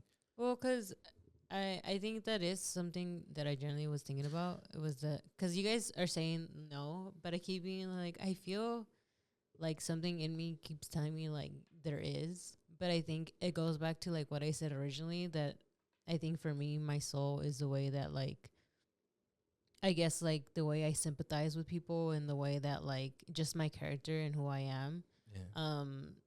And I do think that it is for sure that like, because we grew up very much like Catholic and stuff, but I feel like now I am trying to kind of transition that to being like, because I'm just very like spiritual and just like who I am kind of thing, where, you know, like now I've talked about like how I look at the moon, or like, you know, like the different our atmosphere and the nature and all that. And like I always feel like there's some sort of connection that we have to like just everything, where I think that's what makes me even more be like, I feel like there is a soul. But I think it goes back to, I think you kind of said it, where I feel like in a way it's for me to just have hope of something, of like, and in a way I think it's going back to like just having that hope that there's good in the world. And I think that's why I hold on to that. And I think it helps me also just accept that someday it'll end. Like, because I think for me, I in college, and I always go back to it, is that I was in a death and dying class. And I feel like through that, I kind of learned how to accept death, and like how it's very taboo to even talk about it. And even like spiritual stuff, right? Or even like souls, right? Like it's always very like, people are very Controversial. Yeah, controversial, or like very divided in what they think it is. And I think for me, it's just that fact. And I think it just goes back to how we talked about like our ancestors and like how they praise like different gods, right? And I think that's why for me, I think that's why I'm very high on like the spiritual part of like, not, I guess I don't want to like keep attaching it to spiritual stuff, like I want to say that I feel like there just generally is something. It's just like we can't see it. Like a tangible force. Yeah, like there is Yeah. something. Like I feel like, again, like I know you mentioned like the whole thing about energy, but I strongly believe Yeah. that there is something like that. Yeah. Which is what makes me even more believe that there is some sort of like, I guess, soul, right? Yeah. And again, like the way I try to attach it is just my my characteristics, Yeah. like who I am and all those kinds of things. Because I feel like, yeah, it's all in like my brain, but I feel like there's something else. I mean, I Yeah. think the other part of my brain that I keep thinking about is my heart. Like Yeah. I feel like my soul is in my heart. Yeah. Of like, again, like how good I am to people, like how I emotionally like connect to people. Because I always go back, at least to me personally, I think one of the biggest things is that when I feel somebody's energy, like that, I start to feel the same way. So like if everyone collectively is in negative energy, that kind of goes upon me, and then that's when I get very like sad Yeah. and stuff. But that's kind of like how I connect Yeah. it to Interesting. everything. Yeah. Well, That I is guess, really I guess, interesting. I guess for me, like, maybe I misrepresented the question originally. I just more meant like, do you believe there's something in you that is not of this physical, like that's metaphysical, that doesn't originate here. It's not from this plane. Science and numbers can't measure it. It's more like a faith. Even if it's not aligning with a specific spirituality, even if it's not aligning with a specific religion, is that something that exists? I don't know. Yeah. I mean, I know it's sounding like Well, I'm leaning towards no, Mm-hmm. but I'm not leaning towards no, and I'm not leaning towards yes either. Yeah. If anything, I'm more just like, I don't know. Yeah. And I think what's hard about answering that question is I personally feel discovering whether or not you have a soul is kind of a lifelong journey that you only get the answer to at the end of that journey, which is kind of like, I guess it's why it's such a daunting question to ask. You know, you're going to say something? No, Sorry. yeah, I was I was just saying that I kept thinking about like ghosts. Yeah. I don't believe in ghosts. Yeah. Really? Yeah, which is funny because I'm like, if I feel like there's a soul, wouldn't there be ghosts? But I feel like, I don't know. There's just something about like, again, like I just don't feel like there's something physical to it. Like I think it's just like something just in you, but you can't really see it. Yeah. Like it's You kind of think- like a feeling, you know? think Like ghosts kind of make it physical? yeah, I feel like Yeah. when people sometimes describe ghosts, it's kind of like something they see. Because Like it's a always like people yeah. are always like, "Oh, I saw a ghost," Oh, and I it's felt like, their hand on my shoulder. yeah, and it's just like I feel like I feel like I don't know. To me, that is more like I can't put it together, but I think it's just funny You're like, that I'm thinking that about doesn't it. make sense. Yeah, but I Yeah. just think it's funny because I'm like, but yeah, I'm here with like all souls. We do have souls or Yeah. whatever. We do Yeah. have something inside of us, but like ghosts aren't Yeah. real kind Yeah. of thing. I guess like for me, and this might help you kind of just collect your thoughts, because I'd also I'm not trying to persuade you either my No, way, no, because for we sure, have for sure, different for sure. opinions. But I guess what I think about is that from the beginning of time, when man started researching and discovering what the universe is, we've learned that the universe is very complex. We see that in quantum physics. We see that in when we look at space. We see that life is very complex, and for me, it's not something metaphysical, but it's something that I think is unexplainable. And I mean that in consciousness, because I feel like consciousness, the ability that the universe over a course of millions of years was able to create a species that is able to reflect and think and look at itself within. Because it's like, how does nothing become something? And Yeah. how does that something look back at the nothing, right? And I think about how we think of dimensions and time and all that stuff. And I don't want to get too sci-fi, but I think about, recently I was watching this video, because I just love science. I just think the science is so cool. About does the past and the future really exist? Is it all at the same time? And there's basically just this like theory about how if the universe is made like in a box, then technically everything time is happening at the same time. Right now that we're having this conversation, we're also simultaneously dead. Yeah. Because it's just in a dimension that we can't see. It's all happening at once, and then that would explain energies, explain ghosts, explain like the unexplainable of what is a soul, right? And when you die, perhaps your consciousness doesn't just like cease to exist, right? Because matter cannot be created or destroyed. And this is all just to say that I think that the universe is a lot more complex than just simply afterlife, at least to me. I get what you mean. At least to me, it's a lot more complex than simply afterlife. So because of that thought, I feel like it's hard for me to buy into a soul and that we have souls, because I feel as though whatever it is, it's far too complex for us to really make it that simple. I feel like a soul just simplifies it. And I don't feel like the answer is that simple. Interesting. And because it's not that simple, I just can't believe in it. I'm just like, whatever makes me think and look at my sister, and makes me think and look at you, and makes me love people, and makes me appreciate my life. Because you know me, I'm an optimistic guy. I love being alive, right? Like you would think that because I don't believe in souls, I'd have this pessimistic view of the world. I don't. I have the exact opposite. I think everybody has goodness in them. But I think that that's what also convinces me, is that those things aren't mutually exclusive. I don't think that thinking that the metaphysical doesn't exist automatically means that the world is a cold and Uncaring. uncaring, evil place. No, I don't think so at all. I think that it's a lot more magical and a lot more rare than you could ever believe, more than I'll probably ever understand in my lifetime. And I think that's such a beautiful thought, because I don't want to understand it all. I want the universe to be complex and for me to die with questions unanswered, because I would hate for it to be so simple. And to me, a soul is just too simple of a thought. Yeah. I don't know if that made sense in my I rambling. get what you mean, because I feel like, well, I guess that the thing that, I guess maybe I'll take it in a bit of the opposite direction, is I feel like, well, I really like, maybe we'll see if I can tie this together. But a movie I really like is Princess Mononoke. And there's this one specific scene that I really, really like, or this specific phrase that I really like. And I've seen it in movies before, and even in folklore, and I'm just a fan of that interpretation. I'm not saying I believe it or whatever, it's just I'm a fan. It sounds cool. Is they talk about Princess Mononoke, they talk about the forest and how it used to be filled with gods and magic, and now it's not. And the whole movie is kind of like this metaphor about industrialization and technology and man versus nature. And they have this little scene where they kind of, one of the characters gives his takes, is that the more man develops, the more you explain the world, the more the magic and the gods and all that just kind of goes away. It's kind of each one of those is the antithesis of the other. And I really like that. I like that interpretation. I think that's pretty cool. Because even if you don't believe it like at face value, that like it's like opposing forces, you could argue it's true even like as an objective level. Like I think I forgot the term. It's called the god of mystery, the god of whatever.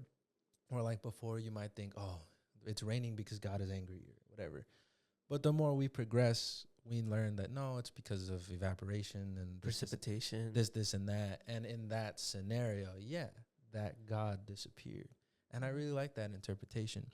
But I guess going back to like the whole, like when you talked about like the complexities and how things are too simple. I guess for me, like I said earlier, I'm not going to beat around the bush and pretend like, oh, I don't know this. I can acknowledge that a lot of, I guess the way I feel is heavily informed by a background in Catholicism.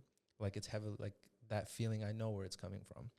But I guess for me, the existence of the soul, it just opens up the existence for a lot of things that I find more appealing in how I take in the world. Like the existence of good and evil. I like when movies represent good and evil as non-man-made constructs, you know, because to me, it's more fulfilling. It feels more like, no, there's something a little more. Like for me, like I like when stuff is explained, but I really like when stuff can't be explained.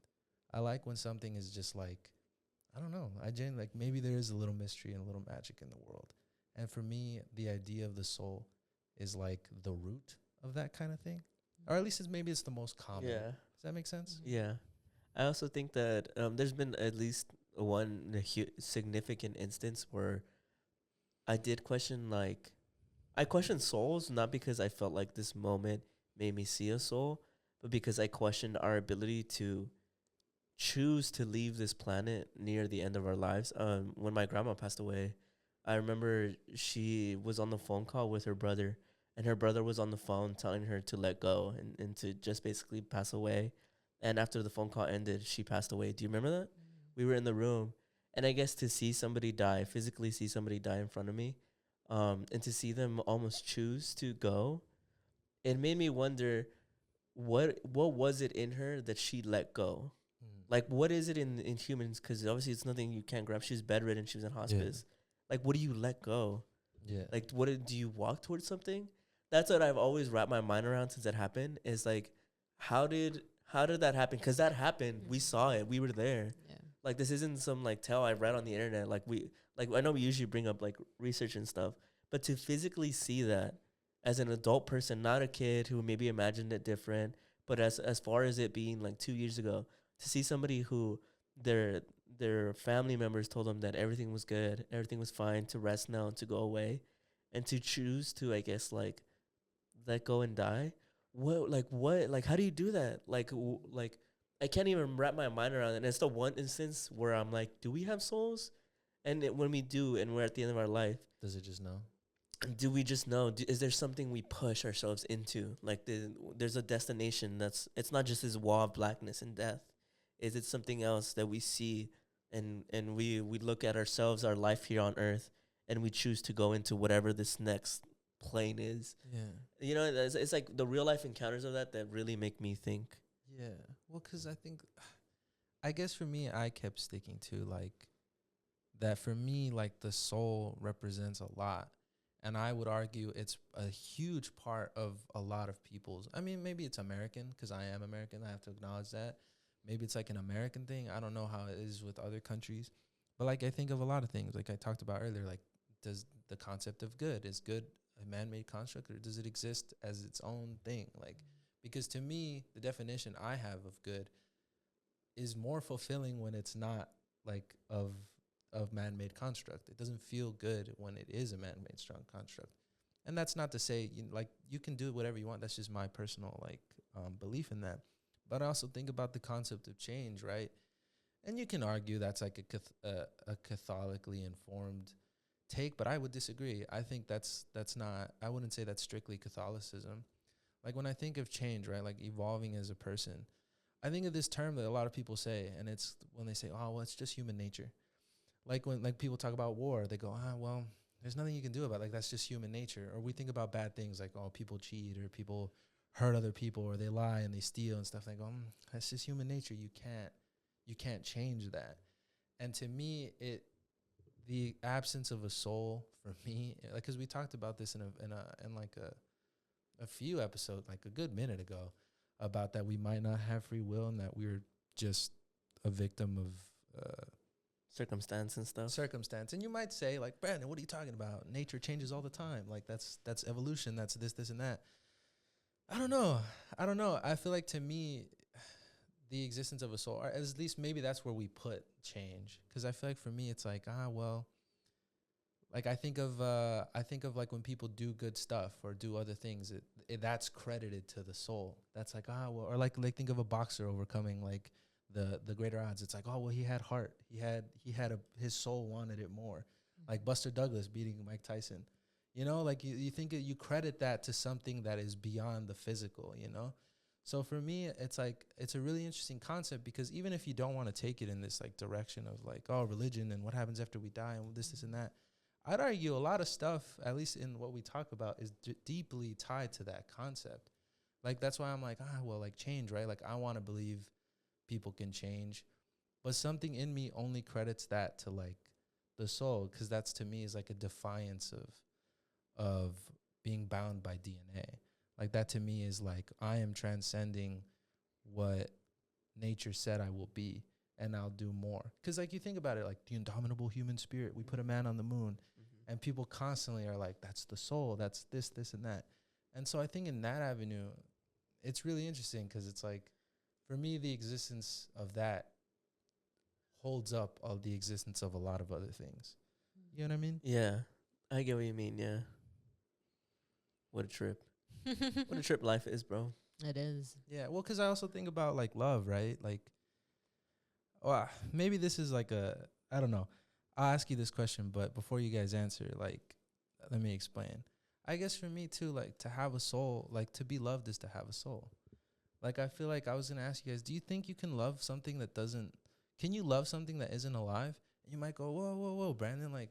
I think so. But before, like, you might say, like, whoa, like, my uncle, he loves his cars. Those aren't alive. Or like, they love this house. Those aren't alive. And I get what you mean. But I was thinking, like, when that stuff happens, I feel like people love their cars because it meant something. Like, they attributed something to that. Maybe it has memories. Maybe it was like, oh, growing up, my dad always wanted this car, so I had it. So to me, that feels like you're giving it life. So I'm like, can you, like, it feels like you're giving it a piece of your soul, you know? And that's why I was like, can you love something that doesn't have some form of life? Because I think about that with dogs and stuff. Like, they had to become more human. Like, they had to be more expressive. They had to be able to maintain, like, that kind of thing. You get what I'm trying to say? Yeah, I think you can. I think you can. And I feel like I can explain it in the most like funny way. I just feel like you could love something that doesn't love you back, and to me, that's like proof that you can love something that's not alive. Because I think there's a lot of instances in regular human life where people love things that doesn't love them back, and obviously sometimes it's like it's sad. It's always sad, but I think it happens, and I think it's definitely possible. And I don't know, like I'm sure there's a lot of error in that statement because, like you said, you could attribute life to a lot of those things that are inanimate objects or the people who have passed away. But I think it's possible. Me personally, I think it's possible. Interesting. Well, because I guess for me too, like, I think of that, like, when people, like, if you're lucky enough to have someone that you, like, love, like, I don't know, if you're lucky enough to have someone you love, right? I think of when people say, like, I'm in love with your soul. Like, I like you for you. Like, I don't care about your body. I don't care about this, and that. I like you for something that I feel is non-physical. I think that's really interesting. Like, that's a really interesting phenomenon. Like, if I was an alien and I was with my alien buddies and we were biologists, I was like, you know, these things, like, they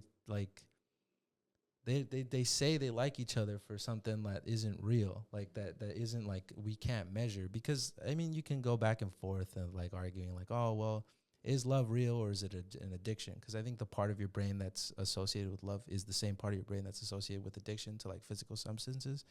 Or you can be like, oh, is it actually love, or is it like you just want to reproduce? Like, is it just a biological urge?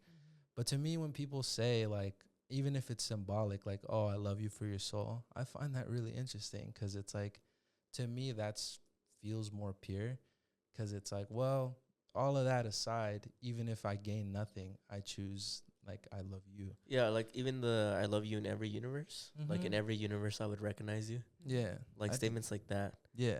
Because it means that, yeah, you're right. It goes something beyond the physical and even the interior. It's like, it's as if there's a spark inside every person that you would just immediately love if you met in any, whether it was 1800 BC or 2755, and you guys are like robots. Yeah. You know? I think that always mind blows me when people say that statement. What? They're like, oh, I'd love you, like, in any universe. I'd recognize your Or, soul yeah. anywhere, any timeline, any universe. To in your me, life. that just, like, Christ. yeah, like, I'm just like, well, it also just, like, mind blows me that, like, it's possible that there is something like that. And again, I think it always just goes back to kind of like this, like, hopefulness, because I also see it as, like, a hopeless romantic, you know? Oh, I get like, what you mean.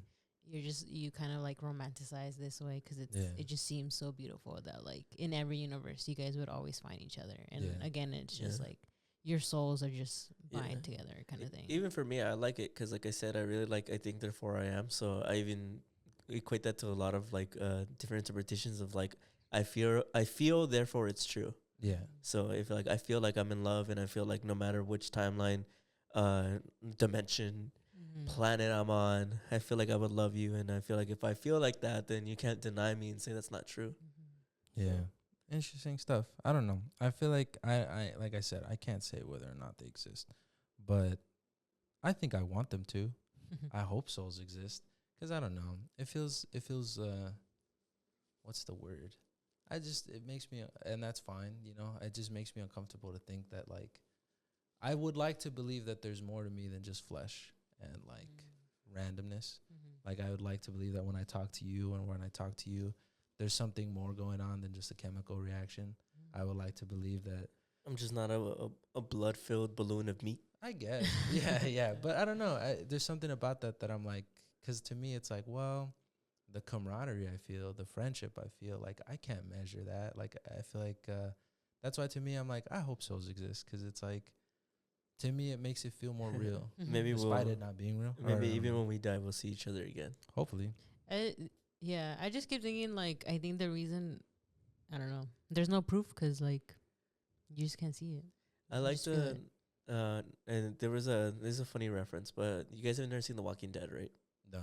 Well, there's this part of The Walking Dead where one of the famous characters named Glenn, he gets killed off after being with the series for like 9 seasons. I remember when that happened. But he says this famous line that I don't think was in the like comics, which the show is based off. He says this iconic line, which is out of nowhere, like it's never been established in the show. Not in the tone of the show either. It's kind of not in the tone, but not in Out a of left field, kind of. not in a bad way. In my way, it was simultaneously haunting and sweet. So he gets hit over the head with a bat wrapped in barbed wire, and then he pops up, and his fucking like you can see his brain coming out, his eyeball popping out. He's basically about to die, and he looks at his wife, and she's just in tears, obviously looking at it like, well, this guy's dead. If he's not dead, if he doesn't get killed right now by this guy, either way, even if he left him like this, he's about to die. Just because his face is basically inside, and he looks at his wife and he's like, Maggie, I'll find you, and then that's it. And then he hits him again and he just kills him, and he just keeps going and going until he dies. And Steven Yeun, who now is a famous award-winning actor, they interviewed him after the show and asked him like, oh, we have a lot of like, we were wondering like, what is that line about? Like, what does that mean? Like, does he mean like he's in delusion that he's somehow gonna get out of this and like find her? And Steven Yeun says that he interprets the line as, I know I'm dead and I know I'm gonna die, but despite this, in the next life, I'll find you. And so that's his like last word. Aww. Yeah, and it got me to this day. I still remember. I remember That scene was yeah, I pretty still bad. remember. He literally looks at her face, fucking collapsing in and of itself, blood everywhere, gory as fuck, and he just looks at his wife and he's like, "I'll find you," and that's the last word he says. Cause I just imagine like how scary it must be to know that you're about to die, right? And to look at the person that you love the most and be like, I don't know what comes next, but I know that whatever comes next, I'll like dedicate myself that I'll find you. You know, it's very touching. It's one of the most touching lines that has stuck around with me since I was like a kid. I was like, whoa. But the whole time we were talking, that's what I was thinking of. Yeah. Gets you right in the heartstrings, huh? Yeah. I remember seeing that scene, and I remember I wanted to cry. I was like, no. Yeah, Well, no, because that's he was really very hard. well liked, Yeah. and just to like know like kind of like their love and what happened, Mhm. Yeah. to hear that, it was just like, damn, even more to the fact of like, I'll love you in every universe. Like it's the same thing. It's It literally gets the me same every thing. single time. They were ahead of the curve. They were ahead of the multiverse trend. But I think that's a beautiful way to end it, don't you? Yeah, I think so. I'll find you guys in every universe. Well, I'm talking about you guys. I'm talking about you guys. You, Julie, Brendan. you think so? Never mind. Yeah. You think so? Should his last line have been "Everything's cool"? Trust. I'll find you in every universe. And I'll always come with the same philosophy that everything's cool. We may not be Mexican in every universe, but Well, before we send everybody off, I gotta do a shout out to our beloved patrons. Shout out to Yoel. Shout out to Jada Chicano. Shout out to Daniel Villanueva. Shout out to Sarah without an H, and shout out to Carlos. Your patronage is greatly appreciated. And if anyone watching ever wants to join the Patreon, our link is always in the bio. We just dropped a new Patreon episode today. It's very interesting, very timely. I highly recommend watching that. I actually predict the future in it. Yeah, I he actually does. predict the He future does. in it. It's a very good episode, and you don't want to miss it. But the only way you can watch it is if you join the Patreon. So Yeah. join the Patreon. Yeah, I But- predicted it correctly too. I was literally like losing my shit, bro. But to everyone else, thank you for watching. We really hope you enjoyed this episode, and we'll see you guys next week. Bye. Yeah.